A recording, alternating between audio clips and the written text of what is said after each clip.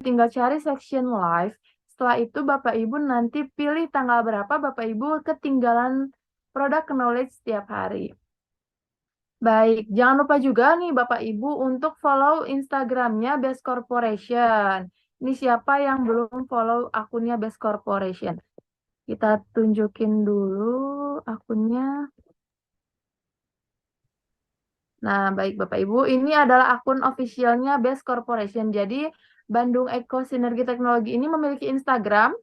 Instagramnya ini hanya yang official Best Corporation ya Bapak Ibu. Jadi, harap di-follow. Buat yang butuh informasi tentang produk-produk juga terdapat di Instagramnya Best Corporation nih. Buat promo-promo, kemudian sekarang lagi ada promo nih Bapak Ibu, buruan cek. Nah, sebelum dapat promonya itu wajib dulu follow Instagramnya Best Corporation. Baik nih, sudah bersama dengan kita Bapak Wawan. Assalamualaikum Pak. Waalaikumsalam warahmatullahi wabarakatuh. Baik, sudah selesai liburan masih semangat ya Pak untuk mengisi. Ya, nggak ada liburan. Baik, hari ini tentunya dengan Pak Wawan pasti akan membahas seputar dengan pertanian. Betul ya Pak ya? Ya, Betul. Nah, baik tanpa berlama-lama lagi nih kita langsung saja berikan waktu kepada Pak Wawan. Silakan Pak. baik. Terima kasih Bu Angel. Bismillahirrahmanirrahim. Assalamualaikum warahmatullahi wabarakatuh. Bismillahirrahmanirrahim. La haula wala quwata illa billah. Asyhadu an la ilaha illallah wa la syarikalah. Wa asyhadu anna Muhammadan abduhu wa rasuluh. Allahumma shalli ala sayyidina Muhammad wa ala ali sayyidina Muhammad. Rabbi shrah li sadri wa yassir li amri wa hlul 'uqdatam min qawli. Selamat pagi, salam sejahtera untuk kita semua, sahabat petani cerdas PT BES yang sama-sama meluangkan waktu di tengah kesibukan masing-masing, ya, eh, tidak henti-hentinya terus mengupgrade kemampuan kita di bidang ilmu pertanian, umumnya khususnya mempelajari semua product knowledge base farming ya. Dan alhamdulillah Bapak dan Ibu semua, PT BES memiliki produk-produk terbaik ya, tentunya produk pertanian. Di mana produk pertanian ini adalah produk unggulan, salah satu produk unggulan di PT BES yang insya Allah eh, perusahaan berprinsip ya, ketika manusia itu hidup pasti tidak akan pernah berhenti untuk makan. Maka dari itu, diversifikasi produk atau keragaman produk pertanian yang ada di PT BES ini ya terus berkembang. Alhamdulillah yang saya edukasi pada kesempatan beberapa 3 tahun terakhir ini itu ada 4 produk yang saya edukasi. Yang pertama mulai dari eco farming original, eco farming premium, ya, kemudian fotosintesa, juga best farm soloist. Itu keempat itu adalah produk unggulan pertanian best farming. Nah, jadi jika ada pertanyaan, Pak, apa bedanya eco farming dengan best farming? Nah, best farming itu adalah istilah semua sarana produksi pertanian ya yang ada di PTBS namanya best farming. Nah, eco farming, fotosintesa itu bagian daripada produk best farming. Nah, ini alhamdulillah eh, dari keempat produk tersebut kita bagi menjadi 2 standar operasi prosedur. Karena masih banyak yang bertanya, Pak, cara aplikasi eco farming bagaimana? Cara aplikasi fotosintesa bagaimana? Nah, di SOP yang sudah kita buat, ternyata produk best farming ini kalau dikombinasi, itu hasilnya cukup dahsyat.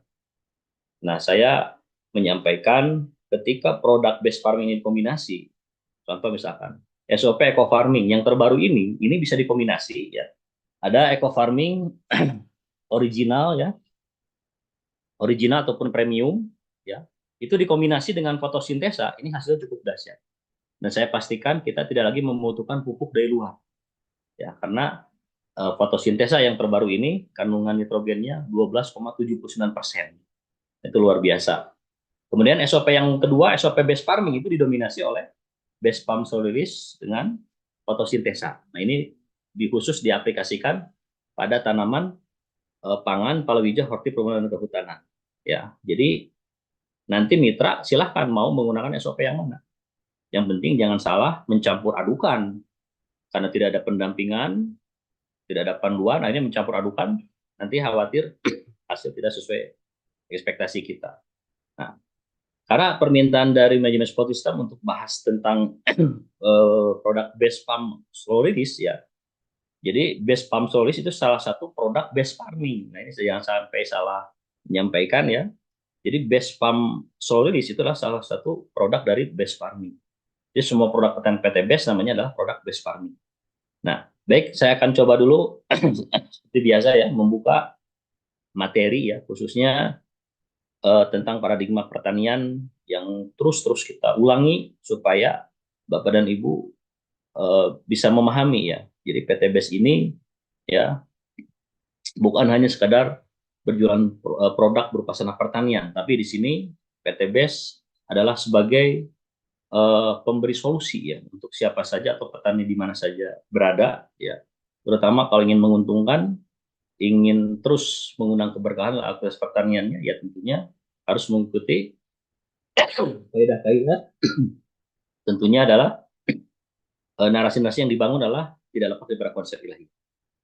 Bapak dan Ibu semua, berbicara tentang sustainability, berbicara tentang pertanian berkelanjutan Indonesia ini, tentunya kita berpedoman ya eh, kepada junjungan kita ya. Rasulullah SAW dulu dengan para sahabatnya ketika awal pertama hijrah ya sekitar 622 Masehi ya. Jadi kenapa ada perintah hijrah dari Mekah ke Yastrib ketika itu bukan Madinah Al-Munawwaroh. Jadi dulu ke Yastrib karena memang ada perintah ya apa hukuman jahiliyah gunung rasulullah balik ke Ginun.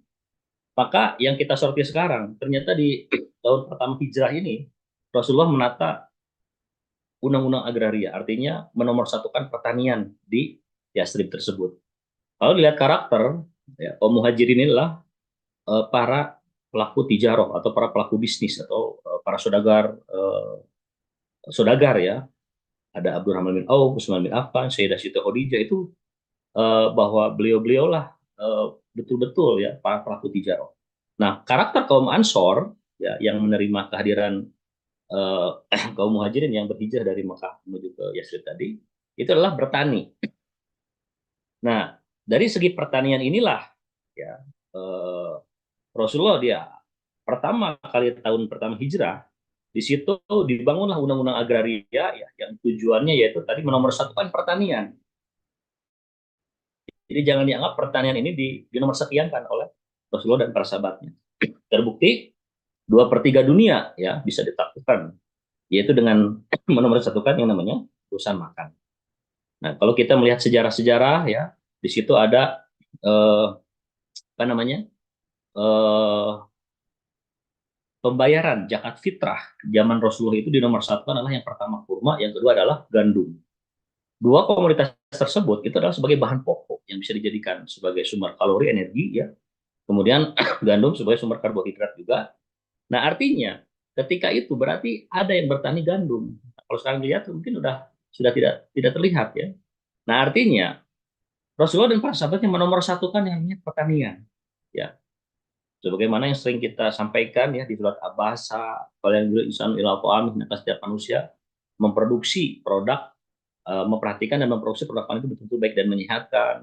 Kemudian dalam konsep pengadaan pangan pun di sini ada konsep ilahiyah alaji atau mahu minggi wa minhu.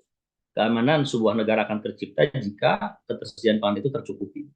Nah, artinya konsep sustainability yang kita bangun narasi ini oleh PT BES melalui tim konsultan BES Farming. Ini ada rentetan yang panjang dengan sejarah tadi perkembangan pertanian di zaman Rasulullah. Ya, meskipun tidak terlalu fokus seperti apa bertani di Timur Tengah dengan di daerah tropis. Nah, kemudian abad 6 hijrahnya atau 600 tahun setelah hijrahnya Rasulullah, tetap masih di kejayaan Islam, ada tokoh di Andalusia, sekarang namanya Spanyol, Abu Zakaria bin Muhammad bin Ibnu Al-Awam. Nah, beliau adalah tokoh pencerah pertanian ramah lingkungan pertama di dunia. Artinya, beliau adalah orang Andalusia, orang Spanyol ketika itu ya, yang membuat dua kitab Al-Filahah yang tebalnya cukup tebal. Alhamdulillah saya diberikan kemudahan untuk mendapatkan buku itu dari translate bahasa Spanyol ke bahasa Inggris kemudian bahasa Indonesia. Nah, tetap kalau dibaca itu pusing intinya ya. Kenapa pusing? Karena translate dan terlalu banyak teoritis. Karena memang ketika itu Spanyol dilanda krisis pangan. Nah, dari buku Abu Jakar Ibnu Al-Awam inilah bangkit pertanian organik pertama ya ketika itu dan menjadi rujukan negara-negara besar untuk dijadikan sebagai ketersediaan pangan dengan keilmuan yang dibuat didokumentasikan oleh kitab Al-Filah tersebut. Intinya, kitab Al-Filah ini mensinergikan atau menintegritaskan antara pertanian dan peternakan. Nah, kemudian ringkas cerita, nah PTBS pun ini sama ada hubungannya. Karena kita menginginkan dan kita kalau membaca konsep ilahiyah bahwa pertanian ini dibangun ya ataupun bumi ini diciptakan hanya untuk orang-orang yang yang soleh, artinya yang tidak membuat kerusakan. Jadi jangan sampai kita sudah diwariskan bumi ini, kemudian kita sebagai pelaku budidaya pertanian, kemudian di situ malah merusak agroekosistem sudah Allah ciptakan. Maka dari situlah yang terjadi bukannya keberkahan yang kita ambil, tapi malah kemurkaannya Allah. Gagal panen, hama semakin resisten, ya kebal. Akhirnya petani banyak mengeluarkan biaya, tapi panennya tidak bisa didapatkan karena tadi sudah banyak serangan dan kita nama karena terjadinya resistensi dari penggunaan dua variabel pupuk dan pestisida yang memang tidak bijaksana. Konsep sustainability ini ya bertujuan ya konsep sustainability ini bertujuan yaitu tadi yang pertama sebagai bentuk pembelaan kepada para petani. Kita mengingatkan kepada para petani, petani kalau ingin untung ya tentunya ya harus mampu menekan biaya pengeluaran. Karena selama ini kalau kita evaluasi, kenapa pertanian di Indonesia ini ya selain bisa memproduksi produk pangan, tapi banyak juga cerita petani ini banyak ruginya gitu kan. Ruginya di mana? Kalau kita diurai permasalahannya, petani di Indonesia ini ya itu tidak pernah menghitung berapa biaya produksi yang dikeluarkan dan berapa pendapatan. Nah, sedangkan kalau kita melihat ya komoditas tanaman-tanaman yang ada di Indonesia ini dibagi menjadi 5 kelompok ya. Nah, kita kembali ke sini dulu. Ada 5 kelompok. Ada tanaman pangan, palawija, horti, perkebunan, kehutanan. Nah, kelima pengelompokan tanaman pertanian ini ya terkadang di poin nomor 3, terutama komoditas hortikultura. Hortikultura ini adalah komoditas pertanian ya yang berupa sayuran berupa daun, sayuran berupa buah, buah-buahan semusim, buah-buahan tahunan, dan tanaman hias. Nah, salah satunya tanaman sayuran berupa buah, ada cabai. Nah, cabai merah ini adalah komoditas yang memerlukan biaya yang sangat tinggi. Bayangkan, saya pernah berburu ke orang Lembang, sentra hortikultura di Jawa Barat terbesar ya. Ternyata mereka ini kalau ingin mendapatkan cabai merah yang mulus, itu mereka menggunakan rumus penggunaan pestisida itu 3-4. Ketika saya tanya, Pak, tilo opatnya nah 3-4 itu apa? Ternyata 3-4 istilah, mau ada hama, mau ada penyakit, pokoknya 3 hari sekali semprot insek dan fungisida. Kalau tidak seperti itu, siap-siap rontok, katanya, bayangkan. Nah, sedangkan yang namanya komoditas hortikultura, ini banyak ketidakpastiannya. Silakan saja kalau tidak percaya. Ada petani yang nanam cabai hari ini, tanya, ketika panen Bapak nanti kebagian nggak harga tinggi atau harga murah? Mereka tidak bisa menjawab karena tidak ada kepastian. Itulah komoditas yang sering kita sebut komoditas gambler. Kalau tanaman pangan dari dulu singkong ya harganya segitu-gitu saja. Padi, gabah kering panen dan tidak jauh dari 4.000. Jagung manis ya, jagung manis tergantung permintaan dan penawaran. Terkadang tahun baru pun permintaan meningkat, tapi yang nanam banyak harga bisa jatuh juga. Saya pernah ngalamin harga di bawah 1.000 itu tahun baru menjual jagung manis. Coba bayangkan, di mana untungnya petani? Nah, terutama di komoditas hortikultura ini. Nah, maka di sini PTBS mengingatkan para petani dalam konsep sustainability ini yang tadi ada rentetannya dengan perjuangan Rasulullah menata pangan di Madinah ketika itu, kemudian di Andalusia dan PTBS pun sekarang mengambil langkah yang pernah dulu ya pernah dijalankan oleh Rasul dan para sahabatnya, kemudian di zaman kejayaan Islam, kita memberikan masukan pada para petani, kalau ingin untung maka harus mampu menekan input pengeluaran atau berupa penggunaan biaya produksi, yaitu yang sering kita sebut dengan konsep LEISA. Nah, konsep LEISA ini penting ya, karena biaya tertinggi di dalam penggunaan sarana pertanian ya, variabel itu adalah pengadaan pupuk dan pestisida. Sehingga kalau ini tidak ditekan, maka petani sampai kapanpun tidak akan pernah untung. Hukum ekonomi pertanian berbunyi ya, jika biaya produksi yang dikeluarkan jauh lebih tinggi dibanding pendapatan, itulah yang disebut dengan kerugian. 100 hari petani mengadakan budidaya pertanian berupa menanam padi, kemudian mengeluarkan modal sampai 15 juta katakanlah, Kemudian pas panen hanya dapat sekitar 15 juta uangnya ya pendapatannya. Kalau di dunia pertanian itu disebutnya rugi. Kenapa disebut rugi? Ngapain kita 100 hari capek-capek, tenaga kerja sendiri ternyata tidak dihitung, kemudian nunggu 100 hari, uangnya sama saja. Makanya dunia pertanian ini, intinya kalau ingin untung, setiap petani harus mampu menekan biaya produksi dulu. Kalau biaya produksi ini bisa ditekan, insya Allah eh, harga di pasca panen tidak memihak pada para petani pun, tetap petani tidak akan terlalu dirugikan karena biayanya biaya murah. Nah pertanyaannya, biaya murah itu pakai apa? Kalau kita ingin mendapatkan biaya murah, harus menggunakan cara pertanian apa? Ya gunakan cara pertanian produk best farming. Nah, Bapak dan Ibu harus menguasai keilmuan tentang analisis biaya penggunaan cara pertanian best farming. Ya, kemudian yang kedua, kita pun sedang menjalankan tugas konsep yang pernah dijalankan Rasulullah dan para sahabatnya dulu, yaitu kita ini tuntut bagaimana caranya menciptakan produk pangan yang baik dan menyehatkan. Ya, jadi sumber daripada segala penyakit awalnya diawali dari intake asupan yang kita makan. Intake asupan yang kita makan sebagian besar adalah produk pertanian. Maka kalau kita membiarkan para petani menggunakan racun kimia sintetis, ya baik dari insek dan fungisida diaplikasikan secara tidak bijaksana, tidak sesuai dengan rekomendasi dari dinas pertanian setempat, kita membiarkan, ya sama juga ikut ke bawah dosanya. Makanya PTBS di sini membuktikan memproduksi produk pertanian itu betul-betul ramah lingkungan. Ya, nanti ada di 5 keunggulan produk PTBS. Nah, karena kita sedang menjalankan syariah yang menciptakan produk pangan yang baik dan menyehatkan itu ternyata ada perintahnya di surat Al-Baqarah 80 ayat 24 sampai 31. Dan juling sanu ila qaami. Ana sobabna ma'asoba ya. Ya Allah memberikan perintah ya supaya manusia itu memperhatikan dan bagaimana caranya memproduksi pangan itu betul-betul baik dan menyehatkan. Bagaimana caranya? Ana sobabna ma'asoba. Allah menurunkan hujan dari langit. Di bumi ini ada beberapa daerah yang memang curah hujannya rendah. Intinya kalau ingin bertani tetap kita harus punya irigasi, pengair. Summa sakona ardo sako, kemudian bumi itu dibelah. Nah, bumi dibelah itu artinya diolah supaya ada pertukaran karbon dioksida dan oksigen. Kemudian supaya tumbuh subur juga ya. Tanah yang di subsoil diangkat kena matahari jadi tanah topsoil. Nah, seperti itu. Nah, jadi mencipta perlapan yang baik dan menyehatkan ini ada perintahnya, wajib. Ya. Nah, kemudian yang ketiga, kita ini sedang meningkatkan kesuburan lahan pertanian. Untuk siapa? Untuk generasi yang akan datang. Karena perintah ini mutlak. Ya, oh, bumi diwariskan hanya untuk orang-orang yang soleh. PTBS hadir di sini, bagaimana caranya memberikan potret pertanian itu yang jauh lebih ke depan. Meskipun Indonesia tertinggal ya dari dunia teknologi pertaniannya dengan negara maju, tapi tidak ada salahnya ya, tidak ada kata terlambat. Yang penting di sini PTB sudah memproduksi produk pangan, produk pertanian itu betul-betul produknya ramah lingkungan tadi. Insya Allah di kemudian hari kita masih bisa mewariskan kepada generasi yang akan datang. Ya, kemudian di sini Bapak dan Ibu perlu dipahami juga ya, PTBS memiliki 5 keunggulan produk pertanian best farming. Yang pertama produknya ramah lingkungan. Kalau kita menggunakan istilah produk ramah lingkungan, jelas di dalamnya ada istilah organik.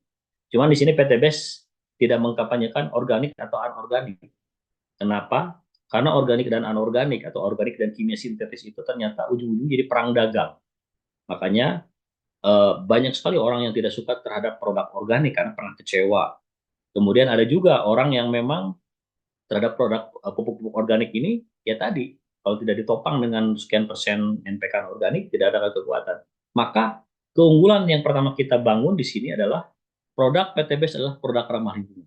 Dan ini sudah terbukti semua produk yang ada di PTBS ini ya rata-rata bisa diminum meskipun peruntukannya bukan untuk diminum. Kalau fotosintesa ya saya paling kenyang. Setiap ada training offline kita uji coba diminum ya tidak ada masalah gitu kan. Nah artinya itulah produk ramah lingkungan meskipun peruntukannya bukan untuk diminum. Kemudian Bapak dan Ibu ya sebagai sahabat kita jelas PTBS harus bisa menyimpulkan di sini ada efisiensi biaya. Penghematan biaya ini dari segi mana? Nah, adanya efisiensi biaya, penghematan biaya, kita harus membandingkan dengan analisis biaya yang digunakan oleh para petani konvensional. Ya, jadi ketika ada pertanyaan, ada seorang petani dilihatkan bungkus ekoparmi di sini ada apa namanya harga bandrol 250.000. Kemudian ada yang bertanya, oh harganya 250.000 sekecil ini mahal amat. Gitu. Kita sebagai reseller atau mitra PT bisa menjelaskan. 250.000 ini harga end user. Harga end user atau harga pengguna atau petani ya terakhir, yang ini sebuah konsekuensi kalau kita tidak mau menjadi reseller PTBS atau mitra PTBS. Makanya semua diarahkan harus menjadi mitra atau reseller PTBS, termasuk para petani. Kalau join sebagai kemitraan, nanti ada dua keunggulan. Yang pertama ada diskon produk, yang kedua ada peluang bisnis. Nah, sampaikan kalau Bapak join satu paket untuk lahan, misal luasan 1 hektar misalkan. Nah, di sini jelas ada efisiensi biaya. Nah, Bapak dan Ibu semua harus menguasai keilmuan efisiensi biaya ini. Ya, jadi jangan sampai kita mempromosikan produk pertanian PTBS menggunakan SOP based farming misalkan. Ternyata petani setempat harganya biaya penggunaan pupuk jauh lebih murah, tidak akan tertarik. Maka silakan kuasai keilmuan analisis biaya pertanian ini setiap komoditasnya. Yakinkan bahwa produk PTBS ini adalah produk yang kalau digunakan oleh para petani, maka petani akan diuntungkan di awal karena ada efisiensi biaya penghematan biaya. Ya, kemudian yang ketiga, aktivitas peningkatan hasil. Alhamdulillah Komunitas Tanaman Pangan Palawija Aktif Penggunaan Kehutanan semuanya alhamdulillah ada kenaikan produktivitas hasil ya setelah menggunakan produk base farming ini. Kemudian praktis, tidak akan ditemukan produk pertanian PT-base maupun yang terbaru peternak ya, di jenis Nutrisel ya, premix. Nah, di sini istilah praktis ini yang pertama biasanya berupa padatan ya, baik briket, powder, serbuk atau yang lainnya. Jadi produk PT-base di sini tidak akan ditemukan berupa cairan. Kemudian cara pengaplikasiannya pun ya kita tidak harus lagi membuat larutan-larutan dalam botol yang disimpan bermalam-malam atau yang sering identik istilahnya dengan fermentasi. Jadi semua program PTBS ini tidak ada istilah-istilah fermentasi lagi kalau mau digunakan. Yang kita arahkan silakan dikombinasi dengan arahan sesuai panduan ya di buku Perminggu cetakan kelima kita sudah berikan panduannya, dan praktis ini artinya adalah simple. Jadi jangan dibuat ribet. Nah, istilah-istilah fermentasi tersebut itu yang membuat ribet para petani. Semakin petani ini diberikan aturan-aturan yang memusingkan buat para petani, semakin berani petani tersebut membuat aturan sendiri. Sehingga banyak ya hasil yang tidak sesuai harapan karena memang tadi terlalu dibebani cara-cara yang ribet. Maka Bapak dan Ibu harus meyakinkan produk salah satu keunggulan produk pertanian base farming ini adalah produknya praktis. Yang kelima adalah adanya peluang bisnis. Nah, peluang bisnis itu terkadang kalau untuk para petani tidak harus diceritakan di awal karena mereka itu sedang fokus menggunakan pupuk dan testimoni. Jadi terkadang kita tidak harus membahas peluang bisnisnya dulu, ya. Nanti mengikuti kalau hasilnya bagus, melimpah, meningkat, progres hasilnya, kemudian nanti bertanya apa keunggulan lagi kalau saya menggunakan produk ini, baru dibahas. Di tahap pertama bisa terkadang kita tidak usah. Dan itu pun fleksibel, tergantung orangnya yang membutuhkan ya. Kalau kita membutuhkan yang bersangkutan membutuhkan informasi tentang peluang bisnisnya, baru kita sampaikan. Kalau tidak ya tidak usah. Karena produk pertanian ini agak berbeda ya, agak berbeda dengan produk lainnya. Terkadang ada petani yang ingin membuktikan hasilnya dulu ya, tidak tertarik dengan sistem peluang bisnisnya. Nah, itu semua tergantung dari permintaan ya, permintaan mitra.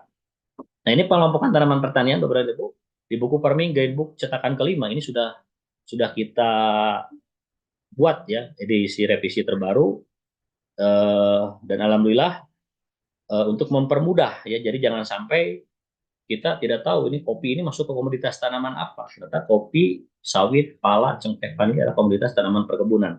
Ciri tanaman perkebunan tidak bisa langsung dikonsumsi ya, artinya harus diolah dulu ya, ada kakao, coklat ya, kemudian pokoknya yang mengarah kepada hasil-hasil bumi yang memang tidak bisa langsung dikonsumsi secara langsung sebagian besar ya. Kemudian kalau tanaman pangan, tanaman pokok pertama ya yang sering dikonsumsi masyarakat Indonesia sebagai bahan pokok utama. Ada padi, jagung, ya kalau kentang dijadikan sumber karbohidrat, tidak dijadikan sayuran, pengganti nasi, nah ini biasa masuk ke tanaman pangan. Di daerah timur ada sagu juga, nah itu masuk ke tanaman pangan.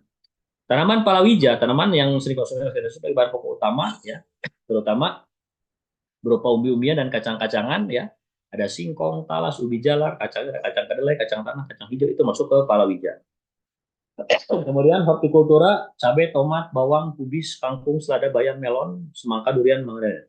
Definisi hortikultura adalah semua jenis komoditas pertanian, semua jenis tanaman sayuran, ada selada, kangkung, bayam itu masuk hortikultura. Semua jenis tanaman sayuran berupa buah, ada cabai, ada tomat, ya, kemudian ada terong, itulah tanaman sayuran berupa buah. Kemudian yang berikutnya eh, sayuran buah-buahan semusim. Nah, buah-buahan semusim ini buah-buahan yang dipanen, kemudian tanaman ikut mati karena memang umurnya sudah dibatasi. Ada semangka, melon, ya, belewah, timun suri itu adalah masuk tanaman tanaman semusim. Tanaman berbuah tahunan ada durian, ya, ada manggis, ada mangga, rambutan, lengkeng itu adalah masuk ke tanaman berbuah tahunan. Kemudian tanaman hias itu masuk suatu itu. Tanaman perkebunan tadi sudah disampaikan, ya, ciri khasnya hasil panen tidak bisa dikonsumsi. Ini sawit, komoditas tanaman perkebunan.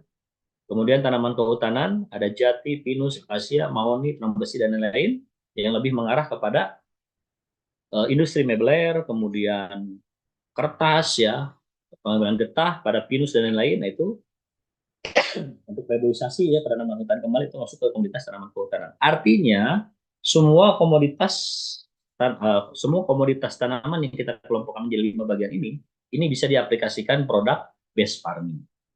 Untuk tanaman-tanaman kehutanan yang sudah besar, ya tidak usah dipupuk, ya, karena mereka tanaman-tanaman ini sudah bisa mencari makannya sendiri. Tapi kalau baru kita mulai replanting, baru kita mulai nanam, nah itu bisa didampingi dengan produk based farming, ya. Nah, itu intinya pengelompokan tanaman-tanaman pertanian, ya. Nah, kemudian di sini eh, ada beberapa materi Bapak dan Ibu semua, ya. Nah, ini salah satu bentuk, ya, pengembangan profesionalisme kita sebagai apa namanya, bahwa mitra PTBS harus tampil, ya, sebagai konsultan pertanian juga, karena memang sebuah konsekuensi, makanya kita upgrade kemampuan kita di bidang ilmu pertanian dengan adanya beberapa diklat ataupun training, ya. Nah, ini bisa dilihat Bapak Ibu semua, ya, eh, masuk ke materi langsung. Nah, ini sebagai paradigma saja. Bapak dan Ibu semua, ilmuwan Amerika Serikat memprediksi, ya, bahwa umur pertanian di muka bumi ini tidak lebih dari 60 tahun lagi. Nah, kenapa saya mengulang-ulang materi ini? Supaya kita tahu semua negara-negara yang maju, yang berkembang, ya, semuanya sedang mengalami fase yang sama.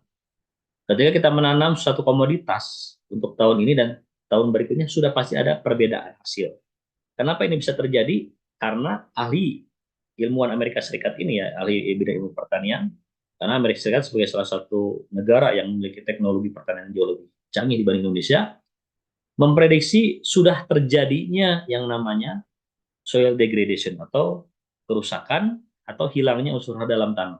Kenapa ini bisa terjadi? Karena hal ini, apa yang dipanen oleh para petani kemudian dikonsumsi oleh sebagian besar masyarakat, itu tidak sebanding dengan apa yang dikembalikan lagi ke tanah.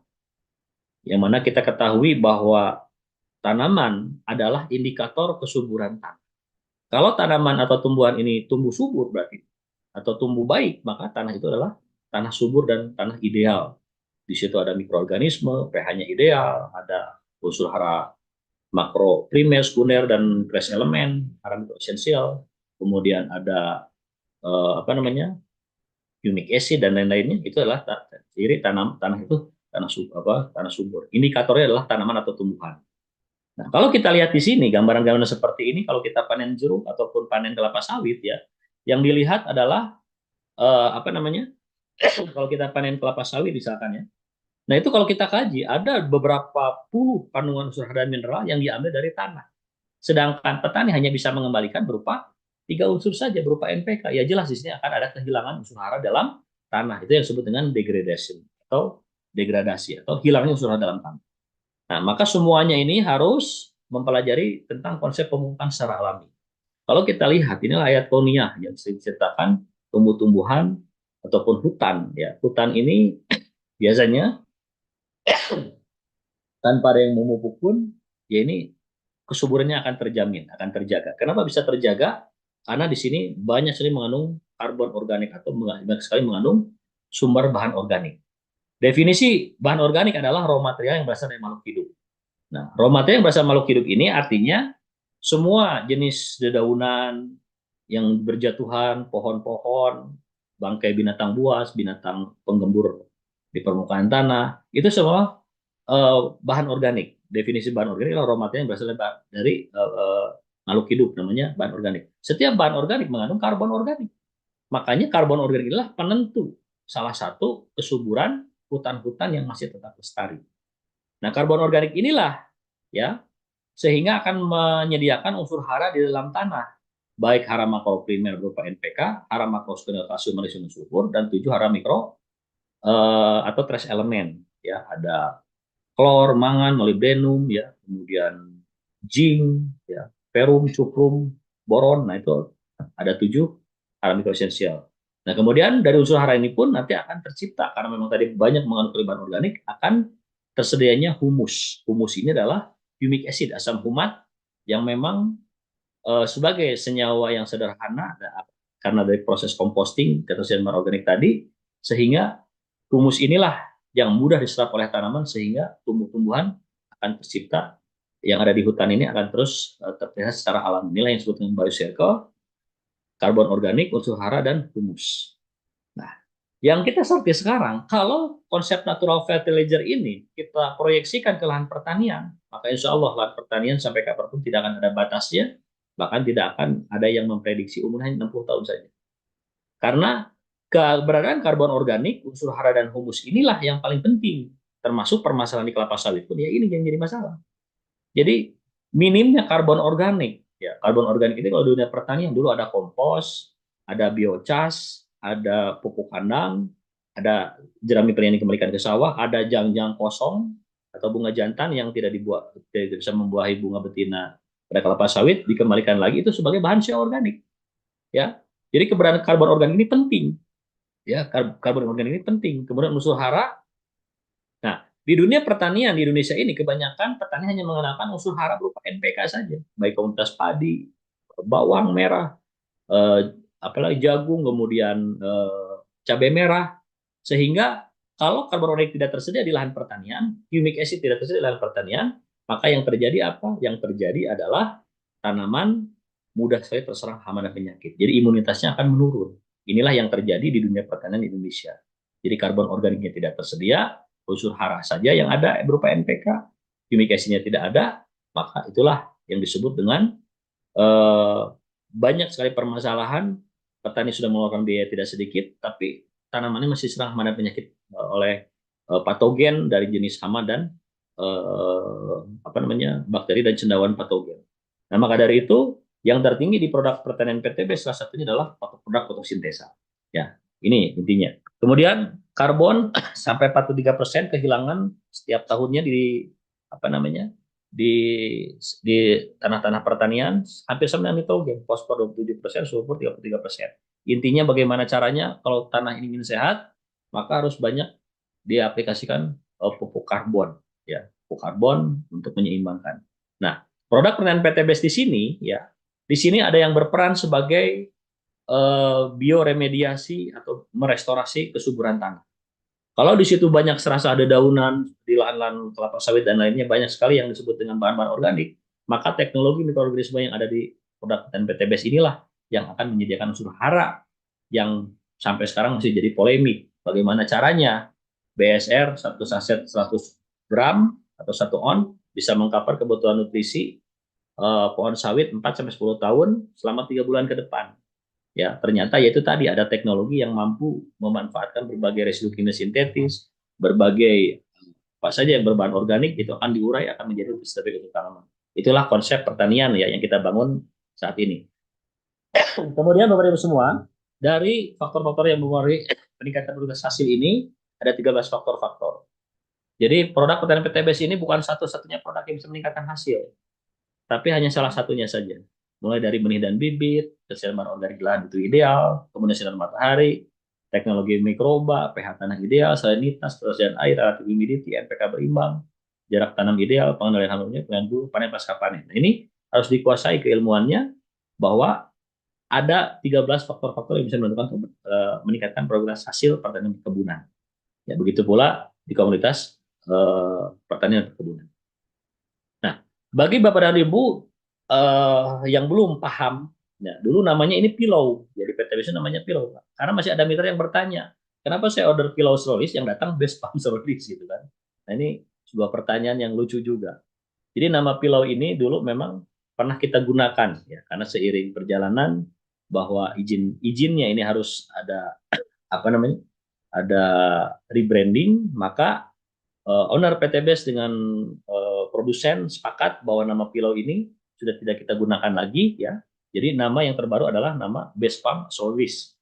Nah, Best Palm Soloist ini adalah brand pupuk berupa pupuk bantalan yang insya Allah di dalamnya mengandung 60 kandungan unsur hara lengkap ya, bukan unsur hara lengkap, mengandung kandungan kandungan 60 ini sebagai makanan yang siap saji untuk komoditas kelapa sawit. Meskipun faktanya ini bisa digunakan juga untuk komoditas tanaman pangan.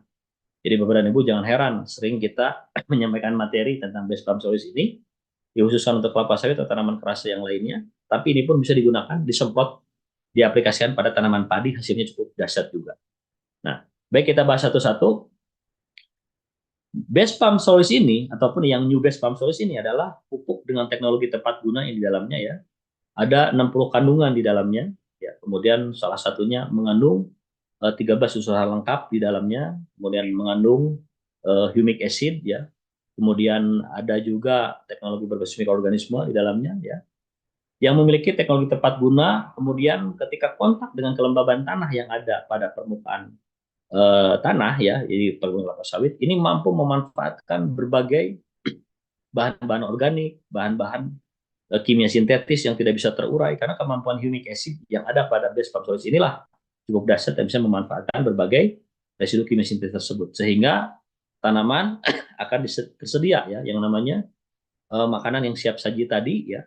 Ternyata pemupukan itu tidak harus selamanya ya menggunakan teori-teori apa namanya, dengan memberikan pemupukan dari 8 sampai 15 kg per pohon per tahun, maka ada korelasinya dengan penambahan tanaman buah segar ataupun rataan tanaman buah segar yang dipanen yield per tahun ya, atau tonase tanaman buah segar per hektar per tahun.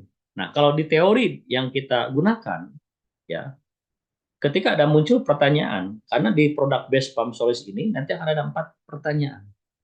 Yang pertama yang ditanyakan kandungan unsur hara, yang kedua uji efektivitas produk base palm solids ini, yang ketiga produk perusahaan mana saya sudah pernah pakai, yang keempat adalah kinerja dari produk ini seperti apa. Ya, saya ulang lagi, yang pertama kandungan unsur haranya seperti apa, kemudian yang kedua uji efektivitas seperti apa, kemudian perusahaan mana saya sudah pernah pakai, dan kinerja produk ini seperti apa. Nah, Bapak dan Ibu harus menguasai ini semua. Maka setiap saya mengisi ya seminar ataupun training-training yang langsung berhadapan dengan para pemilik kebun sawit, saya jawab semua yang 4 ini. Jadi sebelum mereka bertanya, saya jawab semua. Dari kandungan unsur hara, nah kita bisa lihat di sini. Kandungan unsur hara New Base Palm Solids terbaru ya, ini cukup signifikan hasilnya ya. Karena memang secara administratif ya, pupuk ini adalah pupuk hara mikro, tapi di sini ada pupuk hara berupa makro juga. Tapi secara prinsip, kandungan yang New Base Palm Solids ini adalah kandungan yang disempurnakan dari Pilau Base Palm Solids. Nah, itu yang namanya New Base Palm Solids jauh lebih lengkap. Tapi di sini ada rekomendasi penggunaan pupuk ini wajib dikombinasikan dengan produk fotosintesa. Nah, kenapa? Alasannya ya, kalau kita melihat ya beberapa Zoom meeting yang dilakukan oleh produsen, bahwa fotosintesa ini dengan base palm solids ini ketika diaplikasikan ini hasilnya cukup dahsyat ya.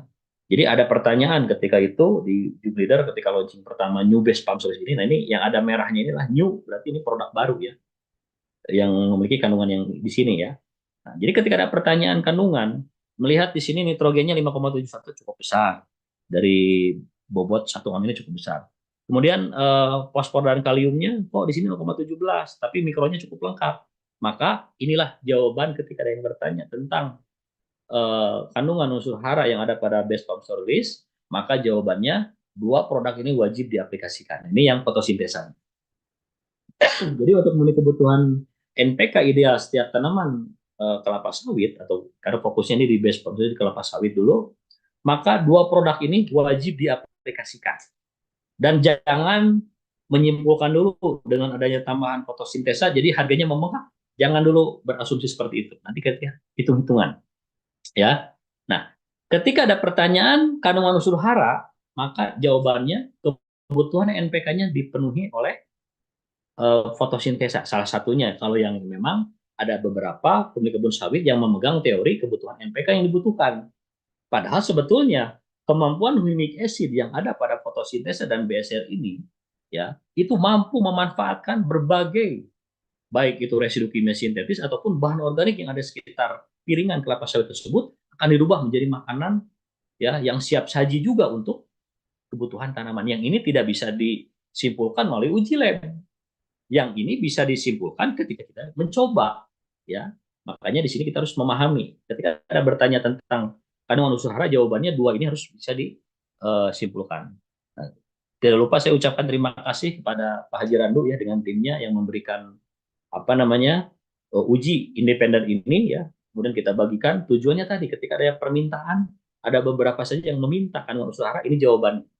Jadi kandungan berupa new base palm solis dan fotosintesa ini cukup dahsyat ya kandungannya kalau dikombinasi, maka SOP terbaru penggunaan ini adalah harus ada kombinasi ya antara new base palm solis dengan fotosintesa. Nah kemudian kalau masalah keunggulan tidak usah diceritakan lagi karena permasalahan perkebunan kelapa sawit di Indonesia ini sulit mendapatkan air. Maka seperti apa penggunaan aplikasi new base palm solis dan fotosintesa ini nanti kita berikan informasinya di ini ya di apa namanya di akhir daripada penyampaian Zoom meeting ini ya. Nah kemudian yang kedua pertanyaan-pertanyaan yang berhubungan tadi dengan uh, yang empat tadi ya silakan dicatat. Yang pertama yang sering ditanyakan oleh para pemilik kebun sawit ya yang ini yang lebih cenderung kepada riset. Pertama kandungan suhara tadi sudah saya jawab dua-duanya sudah kita tampilkan. Yang mengujikan adalah independen Sukopindo. Sukopindo ini lembaga yang berwenang yang memang recommended ya untuk mengujikan berbagai kandungan unsur hara, kemudian bakteri patogen ya ataupun apa saja, karena di situ labnya cukup lengkap. Nah itu tadi uji kandungan unsur haranya. Jadi kombinasi antara fotosintesa dan base plasminogen ini tetap harus dikombinasikan bersama. Nah pertanyaannya jangan dulu mengasumsikan dengan adanya tambahan fotosintesa harga semakin mahal. Jangan dulu nanti kita banding-bandingkan nanti ya. Yang kedua uji efektivitas. Nah, uji efektivitas ini setiap lahan pertanian, lahan perkebunan di Indonesia ini berbeda-beda. Luas lahan perkebunan sawit di Indonesia ini lebih dari 16 juta hektar. Bayangkan. Pangsa pasar produk base palm solis ini belum nyampe 1%-nya. Ya, artinya ini masih luas. Nah, uji efektivitas pun ini berbeda-beda. Nah, tanah tipe 1, tipe 2, tipe 3, tipe 4, tipe 5, dan tipe seterusnya itu berhubungan dengan kesuburan lahan. Nah, maka di sini kesuburan lahan itu tergantung daripada tadi ya kandungan-kandungan unsur hara ya di kawasan lahan tersebut ya dan itu akan jelas hasilnya akan berbeda ya antara tipe satu dengan tipe yang lainnya karena tadi tergantung dari kondisi lahan tersebut. Ada tanah mineral, ada tanah lahan gambut ya, ada tanah pasang surut ya, ada tanah berpasir saja tidak ada tanah konsuling merah kuning itu berbeda-beda. Jadi ketika bertanya tentang uji efektivitas, ya, yang jelas ini kenaikan ini yang sudah kita ujikan mulai dari 15 sampai 50% bisa ada kenaikan yang namanya produktivitas hasil pertanian dan perkebunan. Ya, dari sini Bapak dan Ibu bisa menyimpulkan ya uji efektivitas seperti itu. Kemudian uji efektivitas ini ya tidak mungkin bisa didapatkan untuk perusahaan yang lainnya karena ini dikerjakan secara individu ataupun secara perusahaan ya perusahaan yang sudah join kemudian menggunakan uji efektivitas tersebut yang digunakan oleh salah satu perusahaan kemudian ini tidak bisa dipublikasikan untuk perusahaan lain maka semua yang membutuhkan uji efektivitas dari ini membuktikan silakan arahkan ke Demplot mau ambil berapa paket mau ada berapa luasan silakan arah karena produk ini tidak bisa kita menyimpulkan ya belum mencoba sudah menyimpulkan ini kebanyakan mohon maaf di channel-channel YouTube sebelah ditanya tentang produk ini karena memang produknya kecil ya belum mencoba sudah menyimpulkan macam-macam. Ketika Anda menyimpulkan sebagai peneliti research misalkan ya menyimpulkan suatu hal yang tidak mungkin di sisi lain orang sudah panen duit ya maka semuanya jangan menyimpulkan produk ini seperti apa sebelumnya belum pernah mencoba jadi silakan coba saja nanti simpulkan sendiri gitu kan. Nah itu seperti itu ya. Nah kemudian yang ketiga perusahaan masih sudah pernah pakai banyak perusahaan-perusahaan karena kelapa sawit ini ya dibagi menjadi tiga ada perkebunan besar swasta ada perkebunan inti rakyat dan ada perkebunan negara atau berupa BUMN ya, yang di bawahnya ada PTPN. Nah, dari tiga pangsa pasar ini, ya perkebunan besar swasta, ya namanya perkebunan besar swasta, rata-rata mereka sudah nyaman yang mendapatkan satu vendor pupuk, ya keuntungannya dan lain-lainnya, yaitu sebagai salah satu pangsa pasar. Cuman kalau mau prospek ke perkebunan besar swasta, kita harus sabar, karena mereka pun harus meneliti dulu, ya silahkan. Ya, tapi perkebunan inti rakyat yang dibutuhkan adalah bukan bukan kajian-kajian yang bersifat ilmiah. Yang jelas kalau petani perkebunan inti rakyat, mereka aplikasikan, kita simpulkan selama 1 tahun aplikasi, 4 kali aplikasi selama 1 tahun, ada peningkatan hasil, mereka pasti akan repeat order. Nah, dari sini ya, perkebunan rakyat. Kemudian PTPN atau BUMN, ya, perkebunan negara. Ini kalau ini ya tadi persyaratannya harus eh, berupa e-katalog, karena tidak mungkin mereka membeli produk yang belum didaftarkan sebagai e-katalog. Nah, produk best farming ini ya sudah kita mengajukan 3 kali ya, karena memang ini adalah produk yang dijual secara direct selling ya sebagai anggota P2RI, sehingga mohon maaf kontradiksi dengan e-katalog. Secara prinsip silakan saja mau menggunakan produk ini ya silakan, karena semuanya berhak tidak percaya terhadap penggunaan produk ini sebelum Anda mencoba. Maka arahkan untuk mencoba.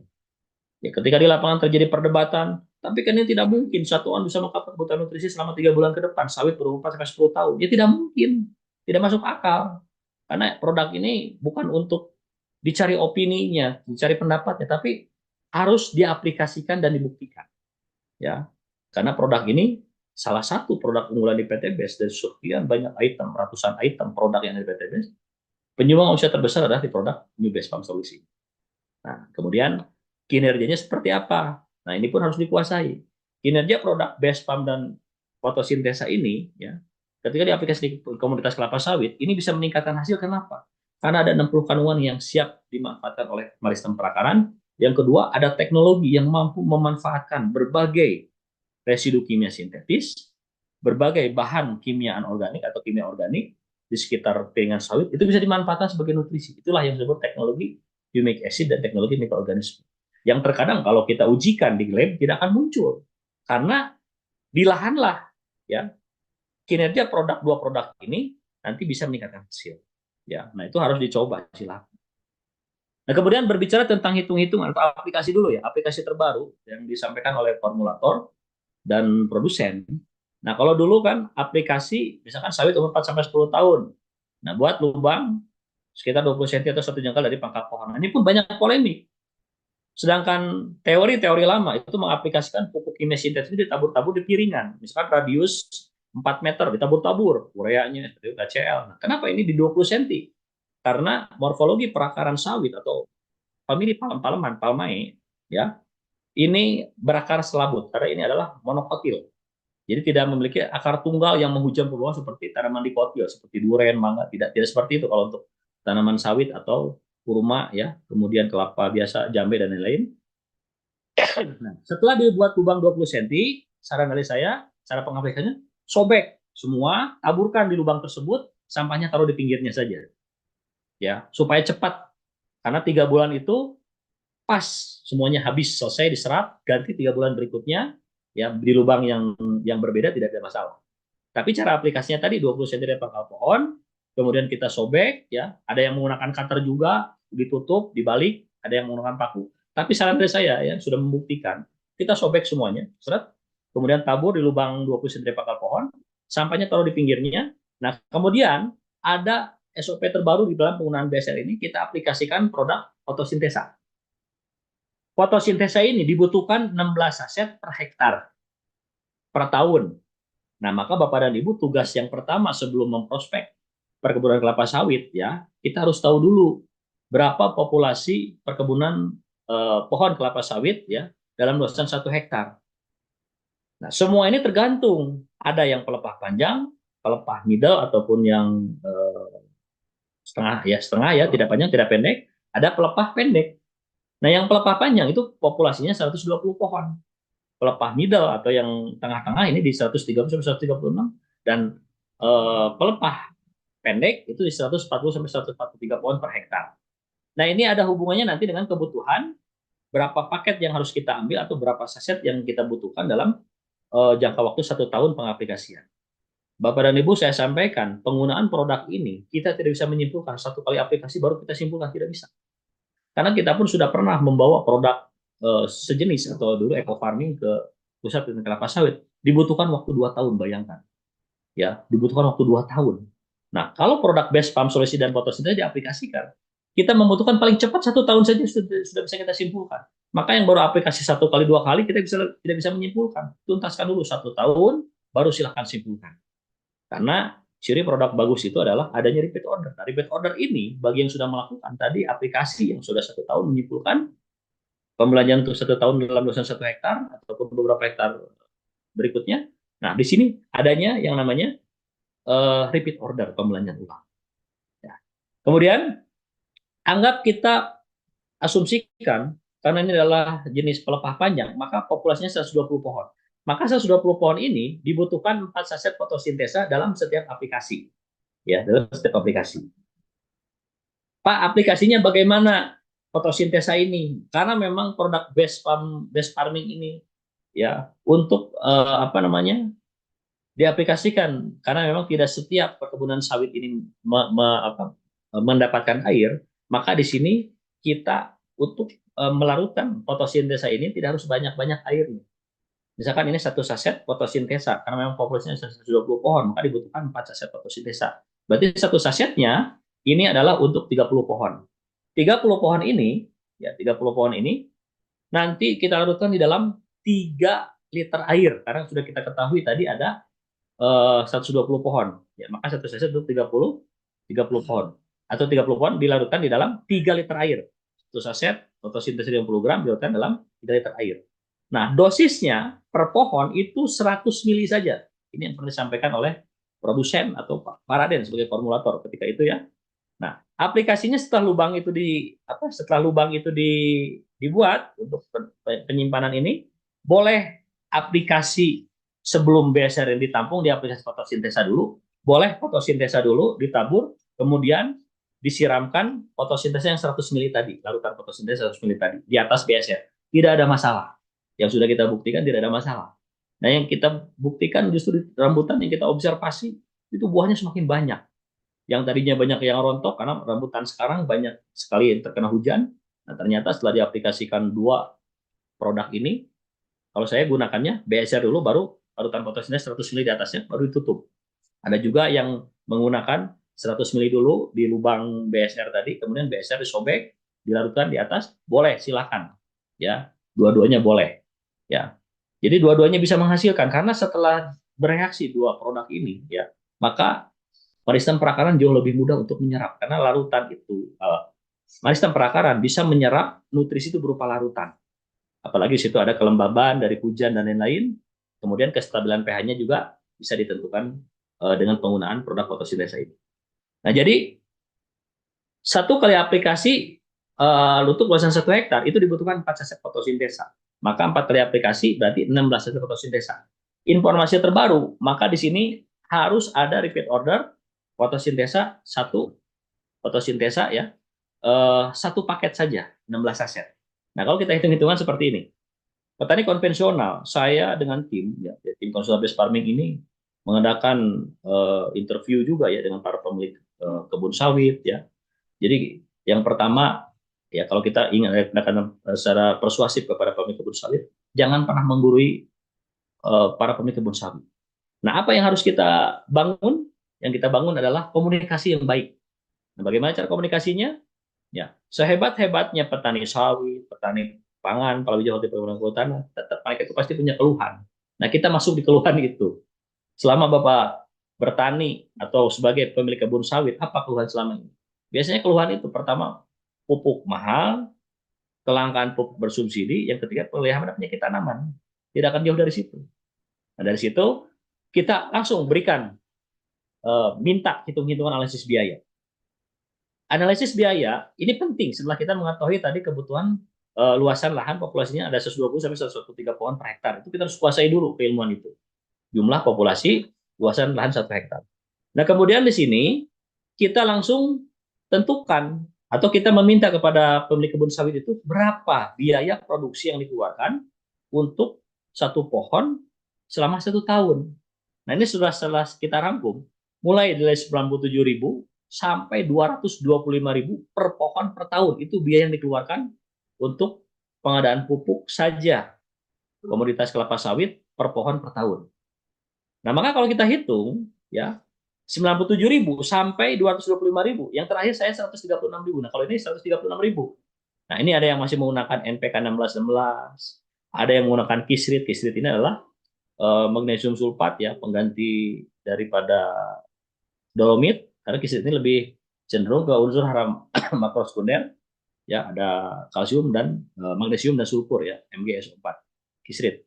Boret ini adalah unsur boron, ya, untuk meningkatkan kualitas daripada tanaman buah segar dan ada hubungannya dengan rendemen minyak CPO.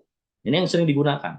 Kalau di total-total penggunaan NPK, kisrit, kemudian boret, ya, di total-total ini 16.410.000.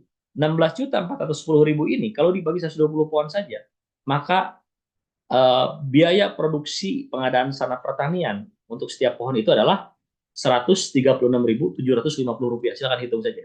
16.410.000 dibagi 120 pohon, itu setara dengan Rp136.750. Nah, kisaran 97.000 itu terlalu kecil ketika saya mengisi di depan juragan-juragan sawit di Sintang. Terlalu kecil, Pak. Kami di atas 150.000 katanya. Nah, sampai terakhir ada yang hadir di sini petani apa namanya? Bagian pembiayaan di salah satu perusahaan sawit. Beliau menyampaikan perusahaan kami menghabiskan 225.000, Pak, per pohon per tahun. Ini saja 136.000 sudah termasuk tinggi. Nah, sekarang kita hitung-hitung dengan penggunaan produk best farming. Nah, ini belum belum di-upgrade, dia masih nama pilau, tapi intinya sama saja. Nah, kalau misalkan kita gunakan harga repeat order, oke, bolehlah ada first order dulu misalkan, karena nanti ada selisih 850.000, ya, tidak ada masalah.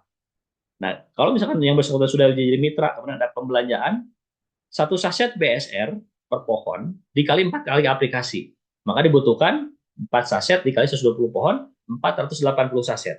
480 saset ini kalau dibagi bukan, ya, dibagi 10 karena satu boxnya ada 10 saset, maka dibutuhkan 48 box. Nah, kalau dikalikan harga repeat order langsung, 48 box dikasih 25.000 saja sudah jelas 6 juta. 6 juta ini belum selesai karena ada rekomendasi terbaru dari apa namanya? Dari formulator, ya, untuk menghadapi cuaca yang sering berfluktuasi, yang berubah-ubah setiap kawasan kelapa sawit, maka wajib diaplikasikan fotosintesa dan base farm service. Nah, yang fotosintesa ini diperlukan 16 saset per hektar, ya, dibagi menjadi 4 kali aplikasi. Jadi sebelum aplikasi BSR atau setelah aplikasi BSR ini diikuti dengan aplikasi fotosintesa. Dibutuhkan 4 saset setiap aplikasinya dalam luasan 1 hektar. Jadi satu saset ini bisa apa namanya? Bisa langsung ditentukan kalau misalkan populasinya 120 pohon, berarti satu saset untuk 30 pohon. Berarti 4 saset untuk 120 pohon. Nah, pencairannya itu cukup mudah, jangan banyak air, jangan terlalu apa namanya? Membutuhkan air banyak karena memang tadi produk base farming ini adalah solusi di perkebunan sawit yang sudah mendapatkan air. Makanya paling tidak 12 liter untuk 1 hektar, insya Allah petani tidak akan terlalu kesulitan mendapatkan air tersebut karena mereka pun ketika menyemprot herbisida kan mereka berani mengadakan air dalam jumlah besar. Nah, kita hanya 1 hektar itu dibutuhkan 12 liter saja. 12 sampai 14 liter saja, tergantung populasinya tadi. Maka 100 mili tadi diambil, kalaupun misalkan kita mau gunakan langsung satu tangki ada 12 liter, karena memang populasinya 120 pohon, bisa 4 liter masuk dalam satu tangki langsung, kita siramkan nanti di atas BSR, ya, sebanyak 100 mili. 100 mili lakukan fotosintesa. Nah, jadi dihitung-hitung 6 juta ditambah 2 juta, 8 juta. 8 juta boleh langsung dibagi 120 pohon. Itu jatuhnya Rp66.666. Dari ini saja yang 16.410.000 ini kita sudah ada penghematan 50%, ya, dari 16.410.000 yang digunakan oleh petani konvensional. Apalagi yang 225.000. Makanya Bapak dan Ibu harus bisa menguasai hitung-hitungan analisis biasa biaya penggunaan produk base farming ini. Karena yang menjadi daya tarik pertama, ya, sehingga petani konvensional, petani pemilik kebun sawit ini menggunakan produk pertanian PTBS atau kita sebut base farming ini adalah ketertarikan dari hitung-hitungan biaya dulu. Yang kedua, karena efektivitas ini peningkatan hasilnya berapa yield per tahun tanaman buah segar yang dihasilkan, kalau itu harus dibuktikan, diperlukan waktu 1 tahun baru kita bisa simpulkan. Ya, jadi semuanya ini kita harus kuasai keilmuannya supaya apa? Supaya bahwa produk dengan PTBS ini 5 kumulatif betul-betul tadi ya bisa mengena kepada calon mitra ataupun para pemilik kebun sawit. Produknya ramah lingkungan, jelas kita tidak melanggar aturan. Aturan siapapun, terutama aturan-aturan yang lebih cenderung pada konsep ilahiyah, kita tidak bertentangan. Kemudian yang kedua, adanya efisiensi biaya, sudah jelas. Ada efisiensi biaya. Efektif peningkatan hasil perlu dibuktikan, paling cepat 1 tahun. Kalau di PPKS, paling cepat 2 tahun. Nah, yang keempat praktis, bahwa aplikasi produk PTBS ini praktis. Yang kelima, ada peluang bisnis. Peluang bisnis pun ini bisa diceritakan nanti setelah ada pertanyaan yang bersangkutan. Misalkan, apa manfaat saya ketika saya menggunakan produk ini? Berarti yang bersangkutan sudah bertanya tentang masalah sistem, baru diceritakan. Tapi di tahap pertama, Bapak dan Ibu jangan berbicara masalah reward dan lain-lain. Fokuskan ke testimoni hasil supaya bisa meningkat. Baik, Bapak dan Ibu, itu saja yang bisa saya sampaikan ya di dalam penyampaian materi tentang base farm solis yang diaplikasikan pada komunitas kelapa sawit, base farm solis dan fotosintesa. Kemudian apa namanya? Untuk sementara ya, jadwal daripada Zoom training base farming ini di Senin, Selasa dan Rabu sementara sambil kita sedang memperbaiki jadwalnya dulu. Karena memang banyak juga permintaan ya di sore hari bagaimana kalau diadakan lagi, kemudian di malam hari nanti kita akan bicara dengan manajemen support system Pak Kapten Nurholis ya. Kemudian nanti pun akan kita bicara juga dengan owner karena memang kalau hanya mengandalkan 3 kali Zoom meeting saja, ya ini yang bekerja di pagi hari tidak bisa mengikuti. Nah itu sebagai bahan pertimbangan. Nanti insya Allah kita akan berikan jadwal yang lebih lengkapnya lagi ya. Tentunya di dalam pemberian materi Zoom training ini atau Zoom based farming ini betul-betul memang eh, ya harus disempurnakan. Karena ada beberapa yang tidak bisa mengikuti Zoom meeting pagi, nah apakah sore harus diadakan lagi? Kalaupun malam ikuti marketing plan-nya Pak Kapten Holis di Jumat malam saja boleh atau tidak? Nanti kita bisa akan lagi. Secara prinsip sementara ini kita ada jadwal Senin sampai Rabu ya, Senin, Selasa, Rabu itu produk pertanian PTBS. Baik Bapak dan Ibu semua, itu saja yang saya sampaikan. Mudah-mudahan apa yang saya sampaikan ini bisa terus menambahkan wawasan tentang penggunaan produk base farming untuk komoditas tanaman pangan, pawija, perkebunan dan kehutanan. Eh, Mungkin itu saja, Bu Angel.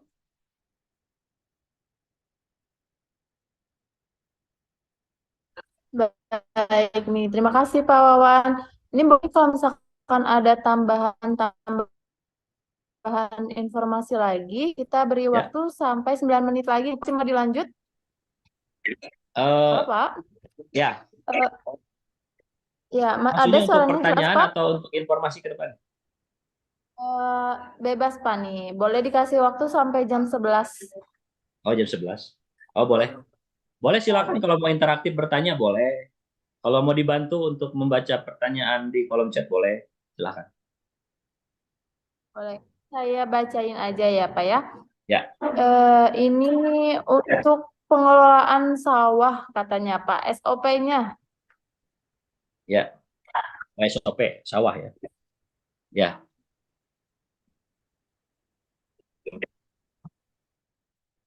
Ya, saya akan tampilkan juga ya, karena ini kemarin apa namanya? Nah, ini Bapak dan Ibu semua, penggunaan base pump new base pump solution untuk komoditas padi sawah ya. Nah, ini di buku Farming Guidebook halaman 30 dan 31. Ini SOP terbaru penggunaan produk pertanian PT BES. Jadi, konsultan pertanian BES PT BES ya memberikan pilihan dua, silahkan kalau yang mau menggunakan SOP eco farming original atau premium ataupun SOP base farming yang menggunakan terutama base farm service diaplikasikan pada tanaman. Nah intinya dua SOP ini silakan Bapak dan Ibu eh, aplikasikan, pilih salah satunya. Bagi yang mau menggunakan base farm service di aplikasi untuk tanaman pangan hortikultura dan kehutanan, ini bisa dikombinasikan base BSR dengan fotosintesa di daun. Karena eco farmingnya yang di SOP base farming ini yang sebelah kanan halaman 31 di buku farming dari putaran kelima ini diaplikasikan ya, diaplikasikan eh, yang mendominasi adalah fotosintesa dan BSR. Nah, eco farmingnya dibutuhkan 2 tub saja diaplikasikan di masa pratanam saja, sebelum tanaman itu ditanam. Nah, sebagian besar di pasca tanam. Jadi kalau Bapak dan Ibu mau mengaplikasikan SOP best farming, ya ini silakan di screenshot halaman 31 di buku Farming Guidebook cetakan kelima ini, ya. Jadi intinya dibutuhkan 2 tub eco farming hanya di masa pratanam saja, dibutuhkan juga 16 saset fotosintesa dan 2 box base farm solaris, ya. Ini silakan aplikasikan. Alhamdulillah banyak testimoni di jagung, di padi, di cabai merah, di bawang meningkat setelah menggunakan SOP base farming ini yang mengaplikasikan base farm solaris dengan fotosintesa dilarutkan di dalam air. Nah, caranya bagaimana? Nah, kalau di masa pratanam, karena kita membutuhkan 2 tub eco farming dalam luasan 1 hektar, maka dibutuhkan 1/5 tub eco farming atau sekitar 6 gram kalau yang menggunakan original. Kalau yang premium berarti 3 gram. Jadi 2 tub eco farming ini dibutuhkan dalam luasan 1 hektar.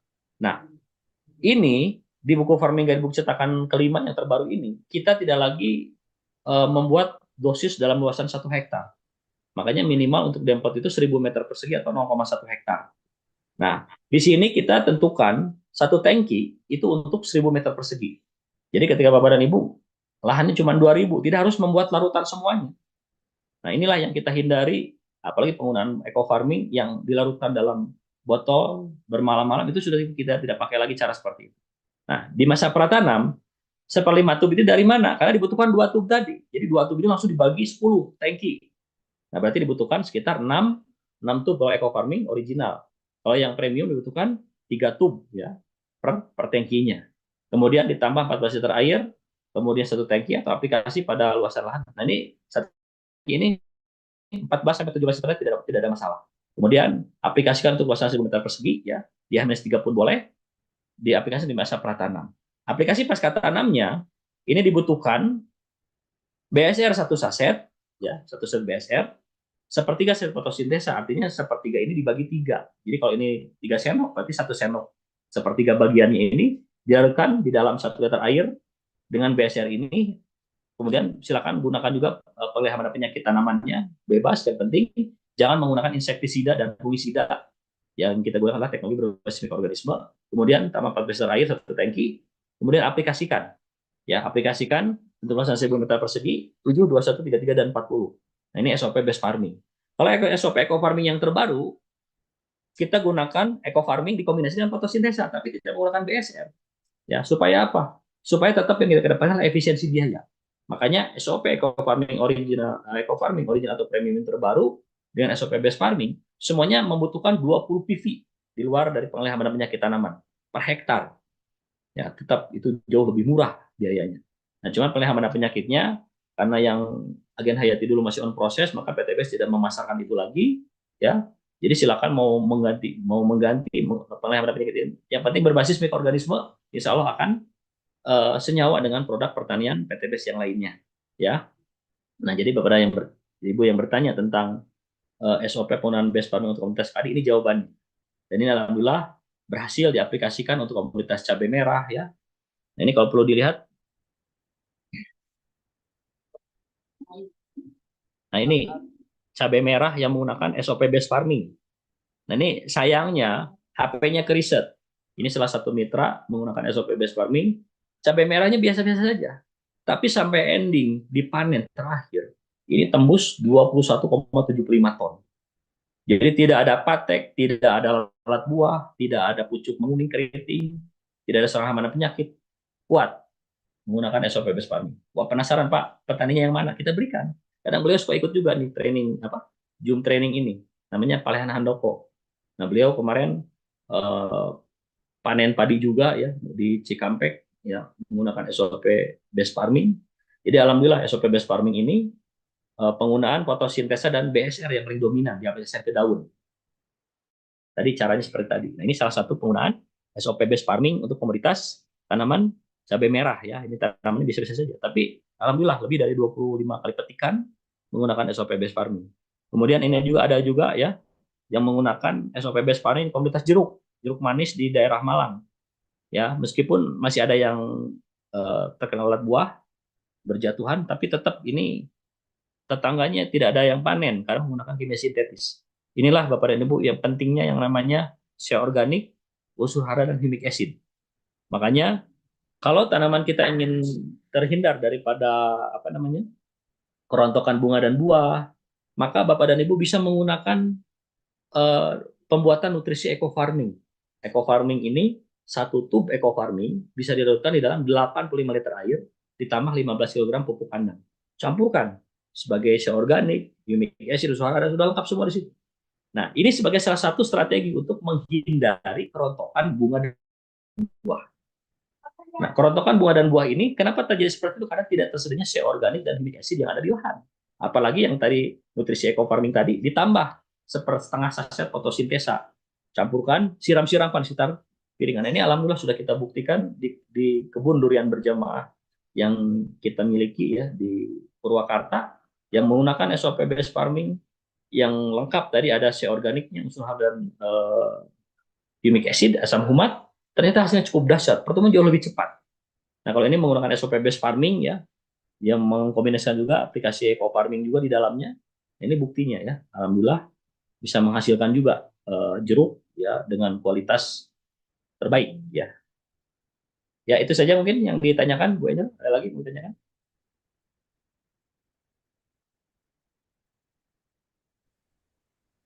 Saja ya Pak ya. Ya. Silakan Bapak penutupannya. Oh, tutup aja. Ya, untuk Baik. base farming. Tutup saja Ya. penutupannya. Oh ya.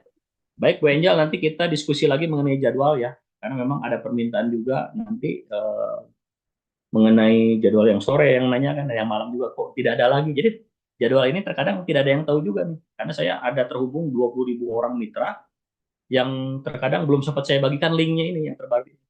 Yang mudah-mudahan nanti kita bisa apa namanya jadwal baru ya segera dibuat, kemudian nanti untuk bisa dipublikasikan kepada seluruh mitra PT. Baik Bapak. Ya. Nanti akan Baik saya Bapak dan Ibu semua, alhamdulillah ya sudah berada di penghujung acara. Mudah-mudahan apa yang disampaikan ini betul-betul bisa membawa manfaat ya. Jadikan semua ini dalam rangkaian ibadah kita kepada Allah ketika Bapak dan Ibu mengedukasi kepada para petani dengan menggunakan produk base farming. Insya Allah itu ada nilai ibadahnya karena produk petani base ini produk ramah lingkungan yang digunakan oleh para petani, ada efisiensi biaya, bisa meningkatkan hasil, praktis dan ada peluang bisnis. Ya tentunya ikuti juga program-program offline dan online ya, ada diklat, ada training ya. Karena memang ini untuk meningkatkan kemauan kita di bidang ilmu pertanian secara umum dan khususnya di bidang keilmuan penguasaan ilmu pertanian base farming produk dan PT base. Untuk itu saya sempurnakan dengan haja wallahu ya'ana wa yaquluna walhamdulillahalamin. Assalamualaikum warahmatullahi wabarakatuh. Waalaikumsalam warahmatullahi wabarakatuh. Terima kasih Bapak Wawan Ya. atas informasi tentang pertanian tadi. Nah, salah satu program atau juga salah satu produknya best seller dari Eco Racing dan juga Best Corporation adalah salah satunya selain produk-produk itu adalah best farming dan juga produk pertanian lainnya. Nah, sudah bersama dengan kita nih, Bapak Ibu, jangan kejelasan produk tentang Ekovico. Nih, kita akan panggilkan Bapak Gustian. Assalamualaikum, Pak Gustian.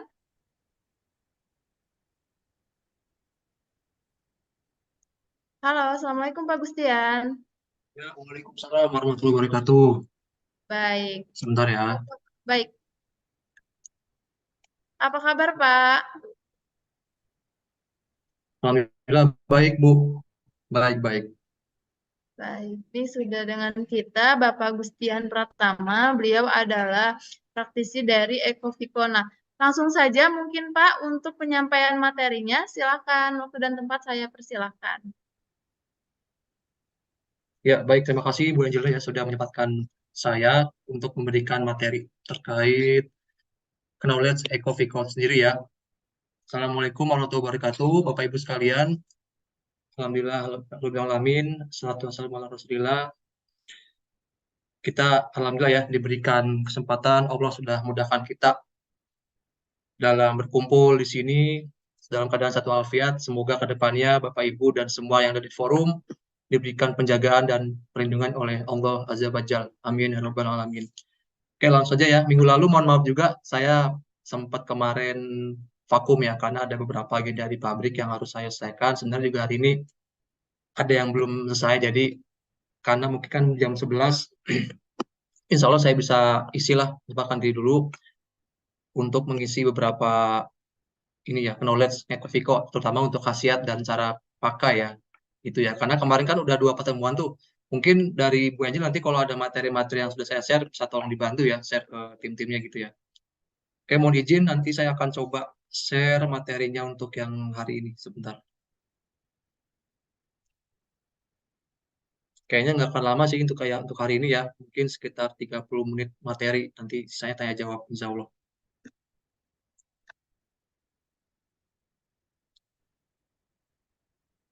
Ya, boleh dibantu chat nggak Bapak Ibu? Apakah filenya sudah muncul di layar Bapak Ibu sekalian? Coba mohon direspon di chat beberapa, nanti kalau udah ada yang respon. Oke, alhamdulillah ya sudah ya, siap. Ya, bismillah. Jadi saya nyambung dulu ya untuk yang kemarin sedikit. Itu kan memang Ecoviko ini kan merupakan minyak kelapa. Minyak kelapa yang memang murni dari kelapa asli tanpa pemanasan. Kita pakai dengan mesin-mesin yang sudah berteknologi tinggi juga. Kita sudah label halal, sudah POM-TR dalam artian sudah memiliki izin legal ya dari Badan POM sendiri. Jadi nggak usah khawatir untuk kelegalan dan kehalal dari produk Ecoviko sendiri ya. Ditambah alhamdulillah banyak khasiat yang dirasakan oleh beberapa customer, terutama yang waktu beberapa bulan yang lalu kan saya pernah isi stand di BSD ya, di ICE BSD itu ada beberapa dari tim leader juga yang merasakan khasiatnya, baik itu istrinya, suaminya, terutama yang punya kolesterol, yang punya masalah dengan rambut, dan lain-lain, itu alhamdulillah dengan izin Allah juga, ikhtiar minum Ecoviko plus pola-pola hidup yang sehat, itu ada beberapa yang memang ada perubahan yang signifikan, terutama untuk kolesterol ya. Jadi yang katanya sebelum tidur itu ngerasa sakit leher tuh Bapak Ibu. Jadi pada saat minum Ecoviko yang sekian hari, alhamdulillah sudah mereda Bu sakit kolesterolnya. Makanya kalau saya bilang Ecoviko ini sebenarnya nggak bisa spesifik untuk 1 atau 2 penyakit ya, atau memang yang punya gangguan, tapi hampir banyak beberapa penyakit yang secara umum ya, penyakit yang memang diderita oleh pasien atau customer yang bisa disembuhkan atau didukung penyembuhannya oleh Ecoviko. Seperti itu. Nah, ini salah satu manfaat dari Ecoviko itu kan dia ada yang namanya melancarkan peredaran darah, Ibu ya. Di sini itu kan sebenarnya, oh ya, nah ini. Nah, ini kan kalau saya lihat, Ibu lihat itu kan ada jantung yang, ini secara gambar ya, dia punya pembuluh darah. Nah, secara normal itu kan darah itu dia ngalir dengan tekanan atau dengan mungkin kecepatan yang memang normal ya, tanpa adanya plak. Nah, orang yang punya penyakit kardiovaskuler, entah itu hipertensi, kolesterol, yang mungkin nanti kalau Bapak Ibu yang sudah pernah cek lab ya, di mana tuh, entah di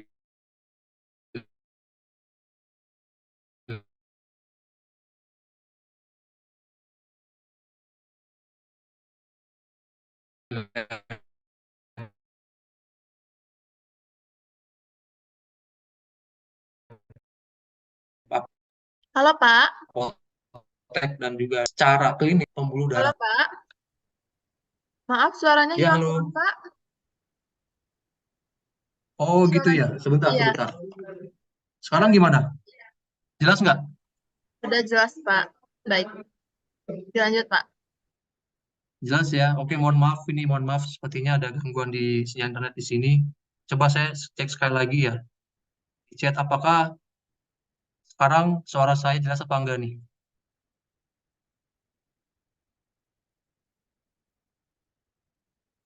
Oke ya, oke. Nanti tolong Bu Angel Bu ya, kalau misalkan nanti ada yang di chat, saya kan memang kan full screen nih untuk yang materinya, nanti bisa dibantu ya Bu ya, di sounding lagi Bu, kalau misalkan Boleh. ada suara saya yang putus-putus Bu. Ya, makasih. Oke, Bapak Ibu bisa di ini ya, dilanjut. Jadi, dengan adanya plak ini, plak yang mungkin dialami oleh penderita jantung atau tensi, atau yang dia punya kolesterol, atau yang dia punya gangguan di pembuluh darah, entah itu dia asam urat sebagainya, itu kebanyakan dia punya plak di sini. plak di beberapa saluran pembuluh darah yang mengakibatkan darah di sini, Bu, yang tadinya itu dia ngalir secara normal, ibarat ini ya, air ya. Air itu kan kalau dipipa, dia kalau ada sumbatan kan pasti tekanannya akan lebih besar. Nah, jadi lebih kencang lagi, lebih sempit, akhirnya kecepatan dan tekanan pun lebih tinggi. Nah, itu bisa menyebabkan tekanan darah pun tinggi. Makanya kan, kalau mungkin Bapak Ibu ada yang namanya, atau ada yang dengar namanya sindrom metabolik ya. Sindrom metabolik ini dia suatu penyakit yang bisa meliputi beberapa penyakit, kayak misalkan kardiovaskuler, jantung, tensi, kemudian apalagi kolesterol, itu yang memang umumnya itu jika dialami oleh satu pasien atau satu customer itu bisa dinamakan sindrom metabolik. Nah, inilah satu gejalanya, adanya plak yang menyumbat pembuluh darah. Nah, di sini asam laurat yang sudah saya jelaskan di beberapa hari yang lalu ya, beberapa minggu lalu itu kan yang merupakan kandungan inti dari Ecoviko. Asam laurat kemudian masuk ke tubuh diurai menjadi monolaurin. Nah, ini senyawa ini itu dia merupakan asam lemak yang punya rantai karbon. Jadi kalau misalkan di struktur kimia itu kan banyak rantai karbon, C, C dan sebagainya. Nah, itu dia rantainya itu nggak panjang, nggak pendek, tapi sedang. Nah, asam lemak yang medium ini ya, yang dia tuh nggak panjang nggak pendek, itu lebih mudah masuk atau lebih dia melakukan trigger dalam melakukan metabolisme energi. Yang saya bilang beberapa yang lalu itu, Ecoviko ini mendorong semua sel untuk melakukan metabolisme.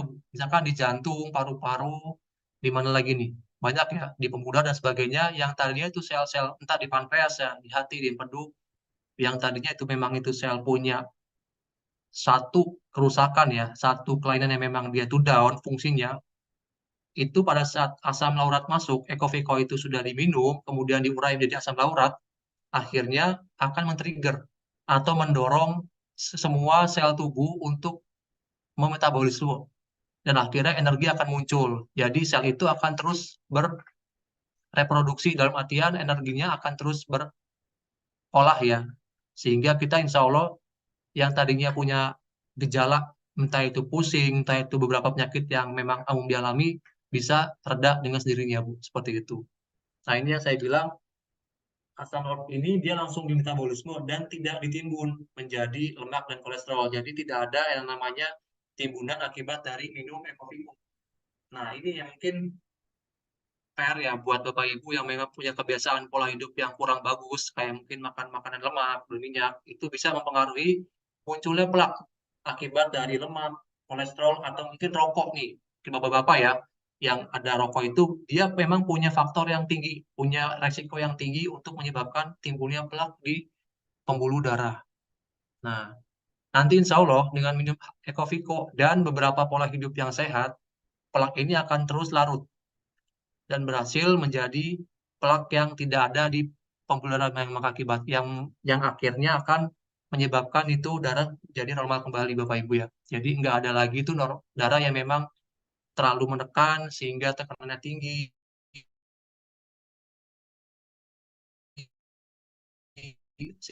Sehingga jadi kan punya gejala pusing, mengurangi plak yang ada di pembuluh darah. Itu ya. Oke, lanjut. Nah, ini Bapak Ibu teori herbal ya. Mungkin saya akan jelaskan sedikit aja nih tentang herbal. Herbal kan sebenarnya banyak ya. Ada Ecoviko. Ecoviko dari mana? Minyak kelapa. Minyak kelapa kan dari tanaman kelapa. Gitu kan. Ginseng, jahe, kunyit, temulawak yang memang serai ya. Itu hampir semua, saya bilang herbal-herbal ini kan hampir semuanya punya efek. Seperti itu. Oke, sebentar ya. Ini internetnya nggak stabil nih. Oke, baik Bu. Saya coba cek. Suara sempat putus-putus. Mohon maaf ya Bapak Ibu ya. Sebentar. Mohon izin bentar Bu ya. Saya cek dulu Ibu ya. Kestabilan internetnya Bu. Sebentar.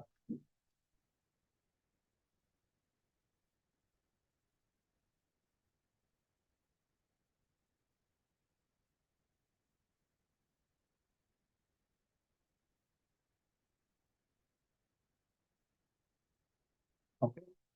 Tes. Tes. Gimana? Oke, udah jelas ya suaranya Pak. Oke, saya lanjut. Nah, ini ada sedikit teori herbal ya. Jadi yang saya dapat dari beberapa eh, sebentar Bapak. Yang saya dapat dari beberapa literatur itu herbal itu banyak. Jahe, kunyit, temulawak, pokoknya yang semua tanaman-tanaman yang bisa dimanfaatkan ya untuk penyembuhan kita, penyakit atau meredakan gejala atau memulihkan pasca penyakit itu namanya herbal. Nah, di sini peran herbal itu kan umumnya itu bisa membantu dalam pemulihan penyakit, misalkan yang penyakit-penyakit yang parah atau kronis sudah sembuh nih. Nah, untuk memulihkannya, untuk biar stabil nih, biar imunnya tetap terjaga, bisa minum herbal. Kemudian menyeimbangkan fungsi organ tubuh. Jadi organ tubuh yang memang sedang kurang seimbang ya, atau mungkin yang sedang ada beberapa, misalkan kayak paru-paru kanan kiri atau mungkin ginjal kanan kiri yang memang belum bisa ngasih optimal, dibantu herbal yang bisa berkhasiat ke organ tertentu itu bisa seimbang kinerjanya. Kemudian merawat kesehatan. Jadi orang sehat pun juga bisa minum herbal, nggak hanya sakit ya. Orang sehat pun, orang yang memang nggak punya gejala, nggak punya penyakit, insya Allah untuk menjaga kestabilan tubuh atau memang menjaga imun biar tetap sehat, bisa minum herbal. Jadi memang herbal ini banyak. Itu kan beda dengan obat kimia ya, Bu. Bapak yang bisa mungkin Bapak Ibu ada yang mungkin maaf pernah sakit kemudian dapat dari dokter resep obat A B C D. Nah, itu kan sebenarnya umumnya itu obat untuk menyembuhkan penyakit yang memang dialami oleh pasiennya. Sedangkan herbal ini memang banyak, dia polifungsi ya atau multifungsi. Jadi nggak hanya dia membantu menyembuhkan, tapi bisa menyeimbangkan keseimbangan organ tubuh, kemudian kemudian juga bisa merawat kesehatan ya, maintenance health ya, seperti itu. Nah, ini mungkin ada banyak ya pertanyaan dari Bapak Ibu. Pak, gimana sih? Boleh nggak saya, oh suara kurang keras, sebentar. Gimana untuk sekarang?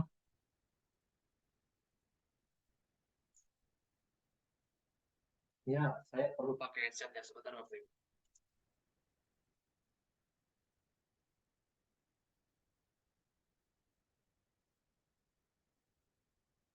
Sekarang gimana Pak? Sudah oke belum suara saya? Nah, oke, sip. Nah, oke, siap, siap. Ini saya pakai headset soalnya. Oke, baik. Lanjut ya. Misalkan ada banyak pertanyaan Bapak Ibu, Pak, ini saya mau minum Ecoviko, tapi saya ada nih obat dokter. Saya diresepkan obat ABCD nih. Gimana Pak? Boleh nggak saya misalkan bareng-bareng? Nah, gini Bapak Ibu ya, saya kasih teori. Kalau herbal ini kalau misalkan dengan obat kimia atau obat dokter, itu kalau misalkan dikonsumsi secara bersamaan dalam artian Ecoviko dan obat misalkan kita kasih obat paracetamol nih dari dokter nih. Nah, ibu minum bareng nih satu kapsul atau dua kapsul Ecoviko plus satu obat PCT bareng. Apapun itulah obat kimia lah. Nah, ini ada tiga kemungkinan. Efek semakin kuat, efeknya semakin lemah, atau bahkan tidak ada efek sama sekali. Nah, ini kan kita nggak tahu ya. Maksudnya, kalau misalkan efek yang kuat, efek apa nih? Apa Ecoviko yang bagus atau obat PCT yang bagus? Atau misalkan yang lemah, efek apa nih yang berkurang ya? Ecoviko yang nggak berfungsi atau malah obat dokter yang nggak ada fungsinya? Atau kok malah nggak ada efek sama sekali? Nah, makanya memang ada beberapa herbal yang punya interaksi, gitu, yang punya interaksi, terutama ini ya, terutama herbal-herbal yang dari luar, impor, kayak misalkan ashwagandha, akar, dan sebagainya lah, itu ada impor yang, tapi insya Allah secara umum, untuk herbal-herbal yang di kita ini, itu memang efek sampingnya minim. Bahkan kalau misalkan dikombinasikan dengan obat dokter, itu tidak ada efek kalau dikonsumsi secara jeda. Makanya di sini saya kasih notes, disarankan untuk Bapak Ibu kalau ada obat dokter, jika ingin minum Ecoviko, diberi jeda minimal 2 jam. Jadi untuk mengoptimalkan fungsi obat dokter juga, kemudian Ecoviko juga Bu. Jadi bisa, misalkan Ibu dapat obat dokter untuk penyakit diabetes, misalkan ya. Kadang kan obatnya apa tuh banyak, atau asam urat deh, allopurinol, gitu kan, dari dokter. Atau Ibu beli di apotek. Ya sudah, Ibu malamnya atau pagi deh, pagi. Setelah sarapan, minum asam allopurinol, satu. Nah, mungkin bisa tunggu 2 jam setelah itu, baru Ecoviko. Kenapa? Jadi biar allopurinol ini biarkan bekerja untuk mengatasi asam urat atau purin-purin yang ada di asam uratnya itu. Nah, pada saat Ecoviko-nya masuk, baru dia mengoptimalkan kerja dari allopurinolnya itu. Itu ya. Jadi ini khusus kalau Bapak Ibu ada yang punya obat dokter. Ya, kalau misalkan obatnya obat luar, ya kan obat luar kan memang untuk kulit ya. Jadi dia kan secara topikal, bukan ke sistem tubuh. Jadi harusnya kalau obat kulit itu nggak ada pengaruh dengan Ekovico yang diminum. Jadi insya Allah nggak ada. Kecuali kalau Bapak Ibu mau Ekovico-nya dibuka, dioleskan di kulitnya, itu harus ada jeda juga. Jadi sebenarnya jeda ini diberikan untuk obat-obat yang memang pemakaiannya pun bareng ya. Kalau misalkan secara oral atau mulut ya mulut juga seperti itu. Ya, oke lanjut.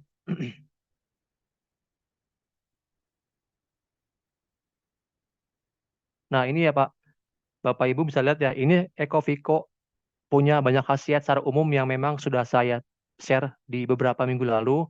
Antara lain ini, membantu menurunkan kolesterol, serangan jantung, kemudian peredaran darah, antivirus bisa, bakteri bisa, buat kulit bisa, kemudian untuk yang punya lambung, yang punya MAH atau GERD ya, gangguan gangguan esophagus, reflux disease ya. Setahu saya ini mungkin bisa koreksi Bapak Ibu kalau ada kesalahan akronim.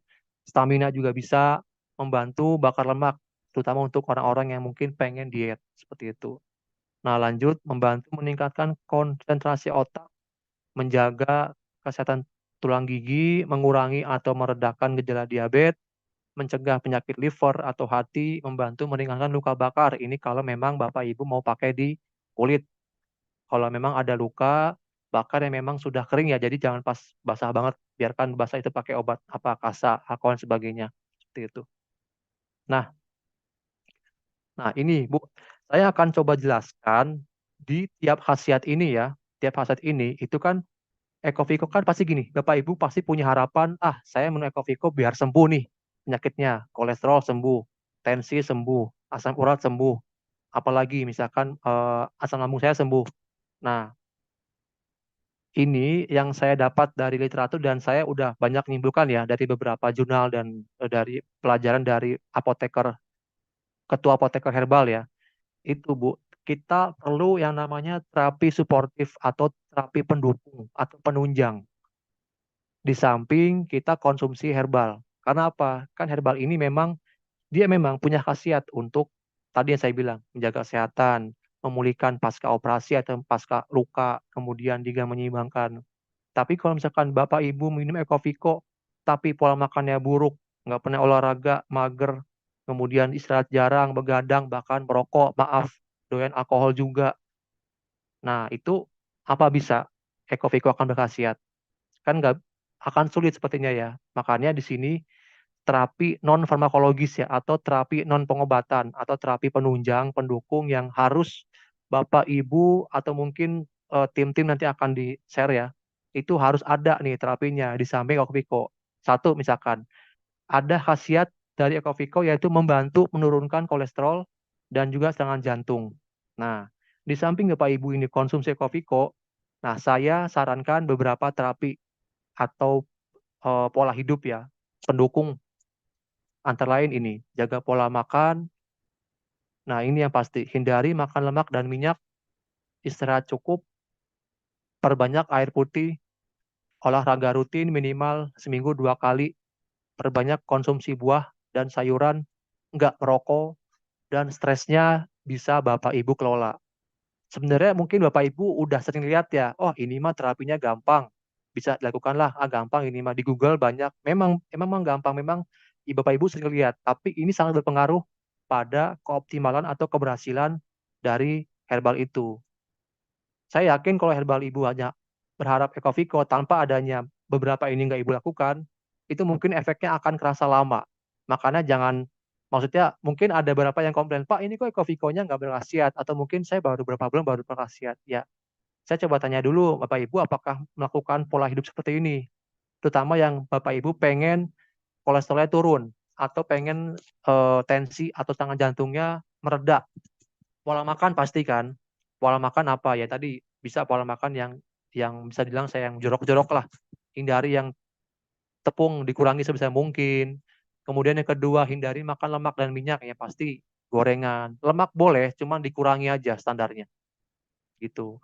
Minyak apalagi? Minyak kan itu kan punya potensi ya, punya resiko untuk meningkatkan LDL atau menurunkan HDL. Jadi itu HDL LDL itu memang suatu parameter yang mungkin kalau ibu bapak pernah cek lab berpengaruh pada apakah nih pada keadaan apakah bapak ibu ini punya kolesterol atau tidak. Nah ini istirahat cukup, coba bapak ibu atur jam tidurnya.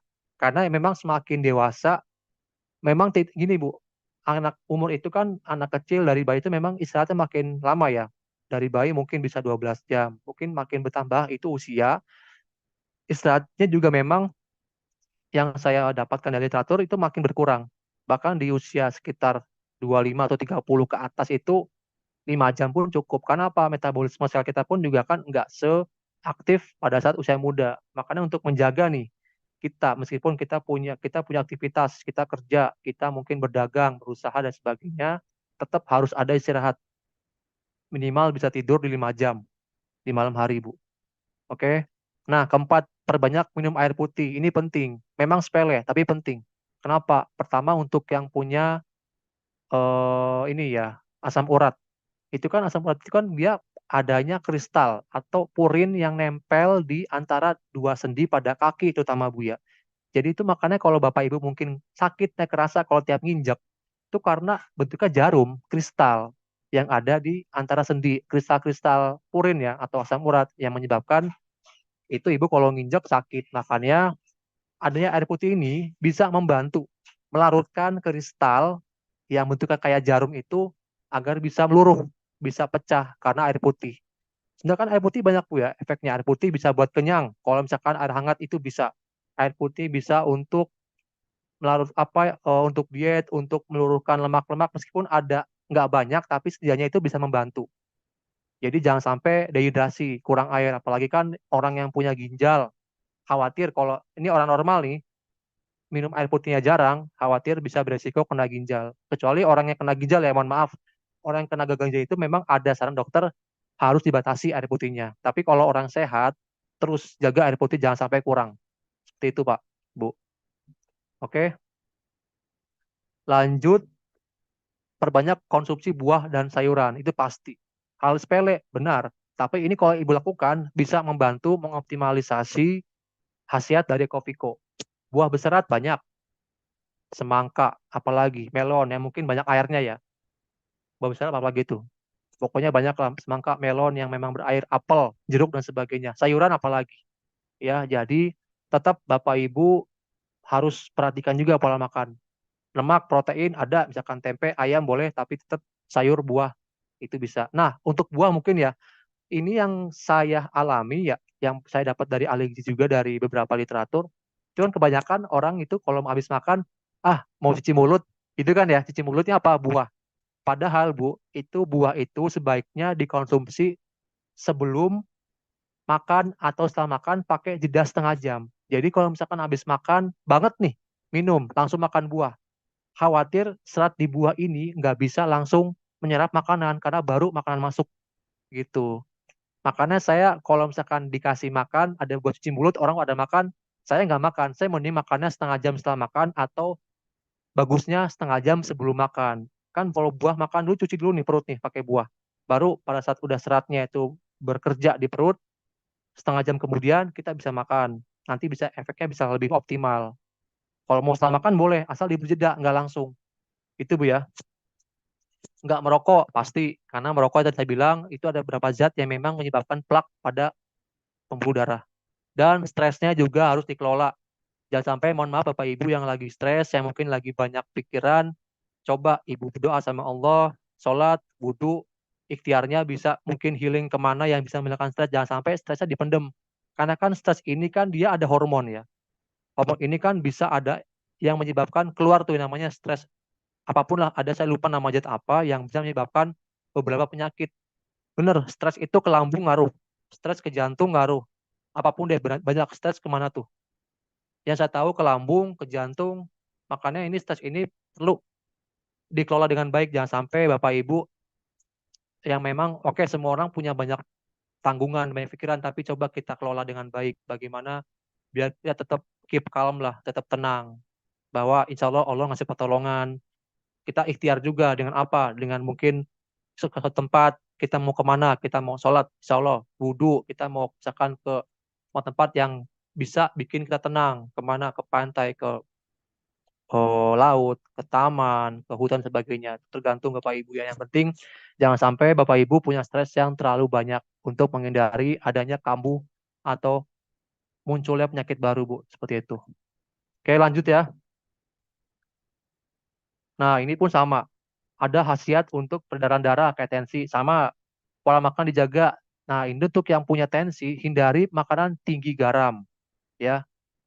Garam-garam sebisa mungkin dihindari. Kalau memang misalkan ibu mau pelan-pelan, step by step, dikurangi saja dulu aja. Dikurangi ya. Garam dikurangi, makan lemak minyak dihindari dulu, istirahat cukup, air putih. Nah, olahraga, Bu ya. Saya lupa sebutin olahraga rutin ya. Ini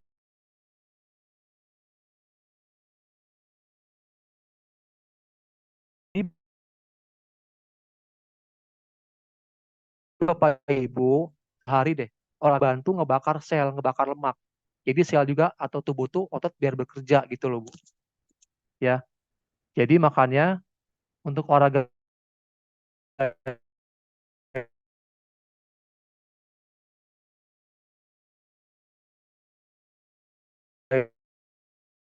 ini penting. Minimal atau Bapak jalan aja ya, misalkan Sabtu mau 15 menit, 30 menit atau Minggu juga sama. Coba dirutinkan, insya Allah bisa membantu keefektifan. Oke, suara hilang. Gimana kalau sekarang udah oke belum suaranya Pak, Bu? Aman ya suara ya? Udah oke, Pak. Oke, mohon maaf ya, saya ada gangguan di sinyalnya, jadi saya coba usahakan nih. Oke, oke. Oke, aman ya. Siap. Terima kasih Bapak Ibu. Oke, lanjut ya.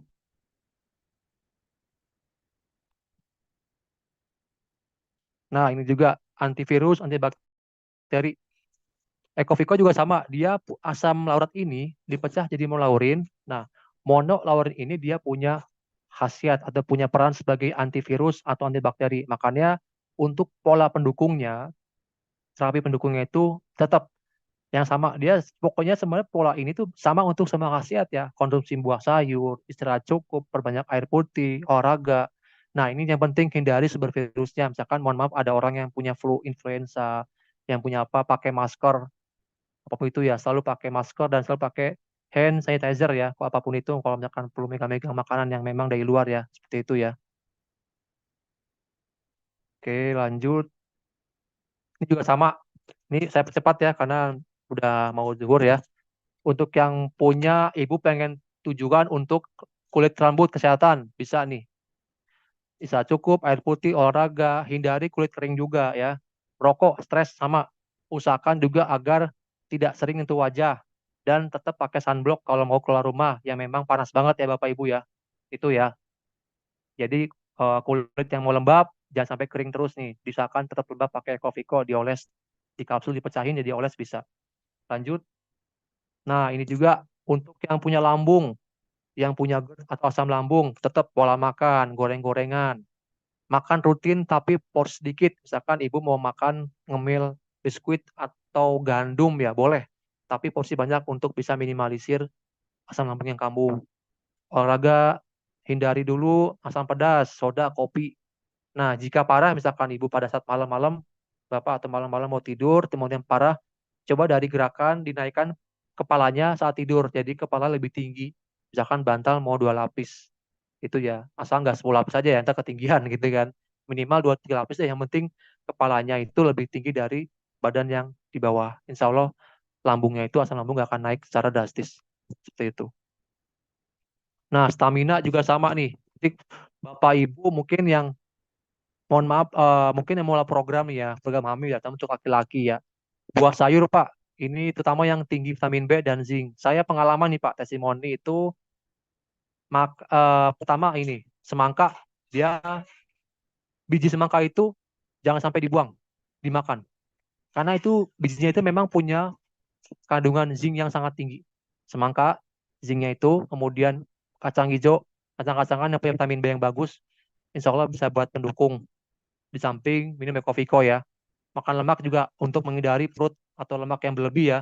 Istirahat cukup, air putih, olahraga yang pasti. Untuk yang laki-laki dan perempuan yang pasti ya, olahraga juga harus rutin, minimal 2 kali seminggu ya, seperti itu. Ini pun sama untuk diet, yang orang mau diet, nah apalagi mau diet ya, Bapak Ibu mau langsing pakai Ecoviko. Ya mohon maaf, percuma kalau Ibu makan Ecoviko, minum, tapi porsinya nggak bisa jaga gitu kan. Makanya tetap diperhatikan 5 poin di bawah ini ya. Pola makan, hindari makan yang buruk, istirahat cukup, air putih, dan olahraga rutin. Ya, Alhamdulillah untuk materi knowledge mungkin nggak banyak ya. Jadi cuman nanti insya Allah untuk khasiat berikutnya akan saya jelaskan di minggu depan. Jadi biar nggak terlalu banyak ya. Untuk saat ini saya cukupkan. Mungkin saya silakan kepada Bu Angel, Bu. Barangkali ada tanya jawab dari peserta, Bu. Silakan. Baik, Pak. Untuk sekarang kita cek dulu nih pertanyaan yang ada di YouTube. Ya, Pak ya, sebentar. Oh, ada di YouTube ya. Boleh, boleh. Boleh Bapak Ibu yang mau bertanya di YouTube, kita akan bacakan ya nanti.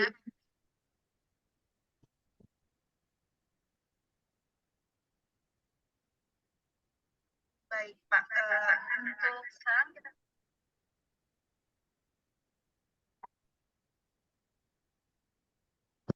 Gimana, Pak? Bu? Ada yang bertanya? sebentar ya. Oh, belum. Oke, siap.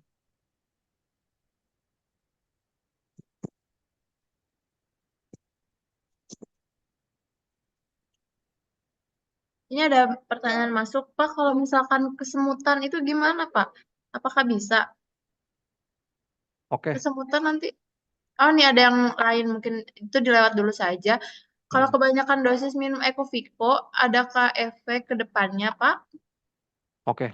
Tadi ya saya mungkin sedikit menyinggung ya terkait kesemutan itu kan lebih ke saraf Bu ya. Untuk pokoknya tadi sama kayak minggu lalu juga banyak yang nanya gimana Pak untuk yang saraf mati sebelah atau yang memang mungkin stroke sebelah atau yang mungkin semutan, yang saya belum dapat literaturnya sampai saat ini ya untuk Ecoviko ini bisa membantu untuk saraf ya. Tapi untuk kesemutan itu ada vitamin B Bu.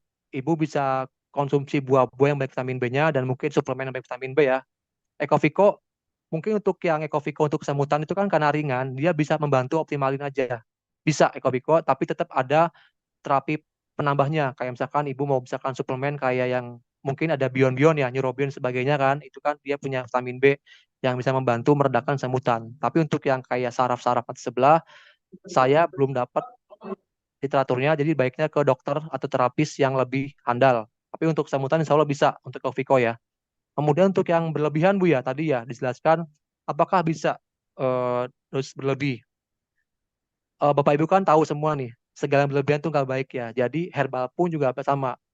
Dalam artian gini, saya memastikan dulu, maksudnya berapa banyak sih lebihnya gitu kan. Apakah sampai 1 botol sehari kan kayaknya nggak mungkin. Tapi kalau misalkan lebih untuk dapat hasil optimal, misalkan gini Bu, pagi kan itu kan di kemasan Ecoviko kan sehari 2 kali 2 kapsul. Dalam artian pagi 2, malam 2.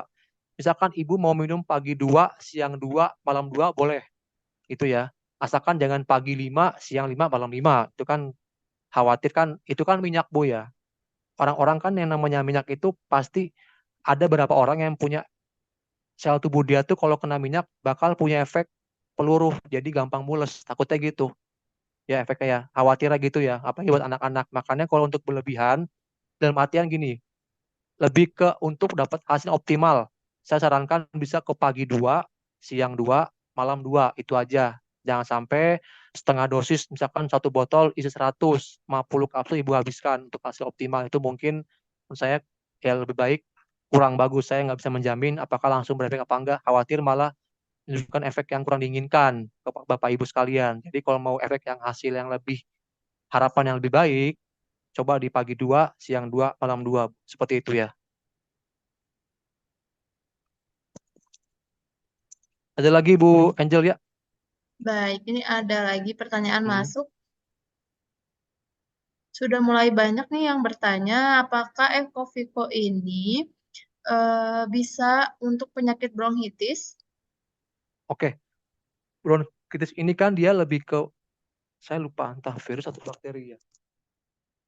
Bronkitisnya apakah sudah dapat diagnosa dari dokter? Karena kan kita nggak bisa langsung ngejudge itu bronkitis ya. Itu kita harus cek juga. Setahu saya itu ada ronsen juga, ada sampel dahak juga ya, yang untuk memastikan apakah orang tersebut kena, maaf, apakah kena TB atau kena bronkitis. Seperti itu ya. Bentar, saya coba cari literaturnya. Oh. Nah, sebenarnya juga kalau bronkitis ini Cukup sepertinya, bisa Bu. Udah jam 11.45, nggak apa-apa. bisa virus, bisa bakteri ya. Jadi untuk Ecoviko ini saya sarankan nggak bisa hanya tunggal Ecoviko. Dia bisa untuk terapi untuk pendukung aja Bapak Ibu ya. Tetap setahu saya itu kan untuk bronkitis itu punya obat dokter juga ada. Obatnya ada dia, entah itu TB atau bronkitis. Karena kan dia perlu analisa ronsen dan juga sampel dahaknya juga untuk memastikan. Tapi kalau memang udah didiagnosa dokter bronkitis, tetap ibu konsumsi obat dokter 2 jam setelahnya Ecoviko diminum untuk membantu mensupport khasiat dari obat kimia itu sendiri, Bu. Seperti itu.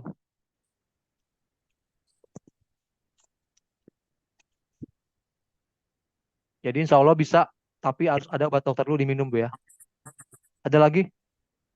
Mungkin dibatasi, Bu ya, biar nanti kita sebelum duhur udah mulai. Baik, Bapak. Mungkin Mungkin segitu cukup, Bu. saja Udah dicukupkan. jam. Nah, kita penutupan saja ya, Pak ya. Oke, baik-baik. Iya, Nanti insya Allah betul. di next week ya. Ditutup saja ya, Pak ya, untuk Siap, next week ya. penutupan. Insya Allah, insya Allah. Oke, makasih banyak Bapak Ibu sekalian. Mohon maaf jika ada salah-salah kata. Kita tutup dengan doa untuk majelis. Saya izin live ya, Bu. Oke, Baik, baik. terima Ya, kasih terima kasih. Pak Gustian. Assalamualaikum warahmatullahi wabarakatuh. Waalaikumsalam warahmatullahi wabarakatuh. Nah, Bapak Ibu semuanya, tadi penjelasan seputar Ecoviko bersama dengan Bapak Gustian. Nah, sekarang Bapak Ibu break untuk sholat zuhur. Jadi Bapak Ibu setelah sholat zuhur jam 1 nanti akan ada lanjutan segmen 2 pembahasan produk-produk. Jadi jangan sampai kelewatan untuk kita join lagi ke Zoom Product Knowledge. Nah, jadi Bapak Ibu, untuk sekarang kita istirahat terlebih dahulu selama 1 jam. Jangan lupa kembali lagi. Saya Angelia, pamit undur diri. Wassalamualaikum warahmatullahi wabarakatuh.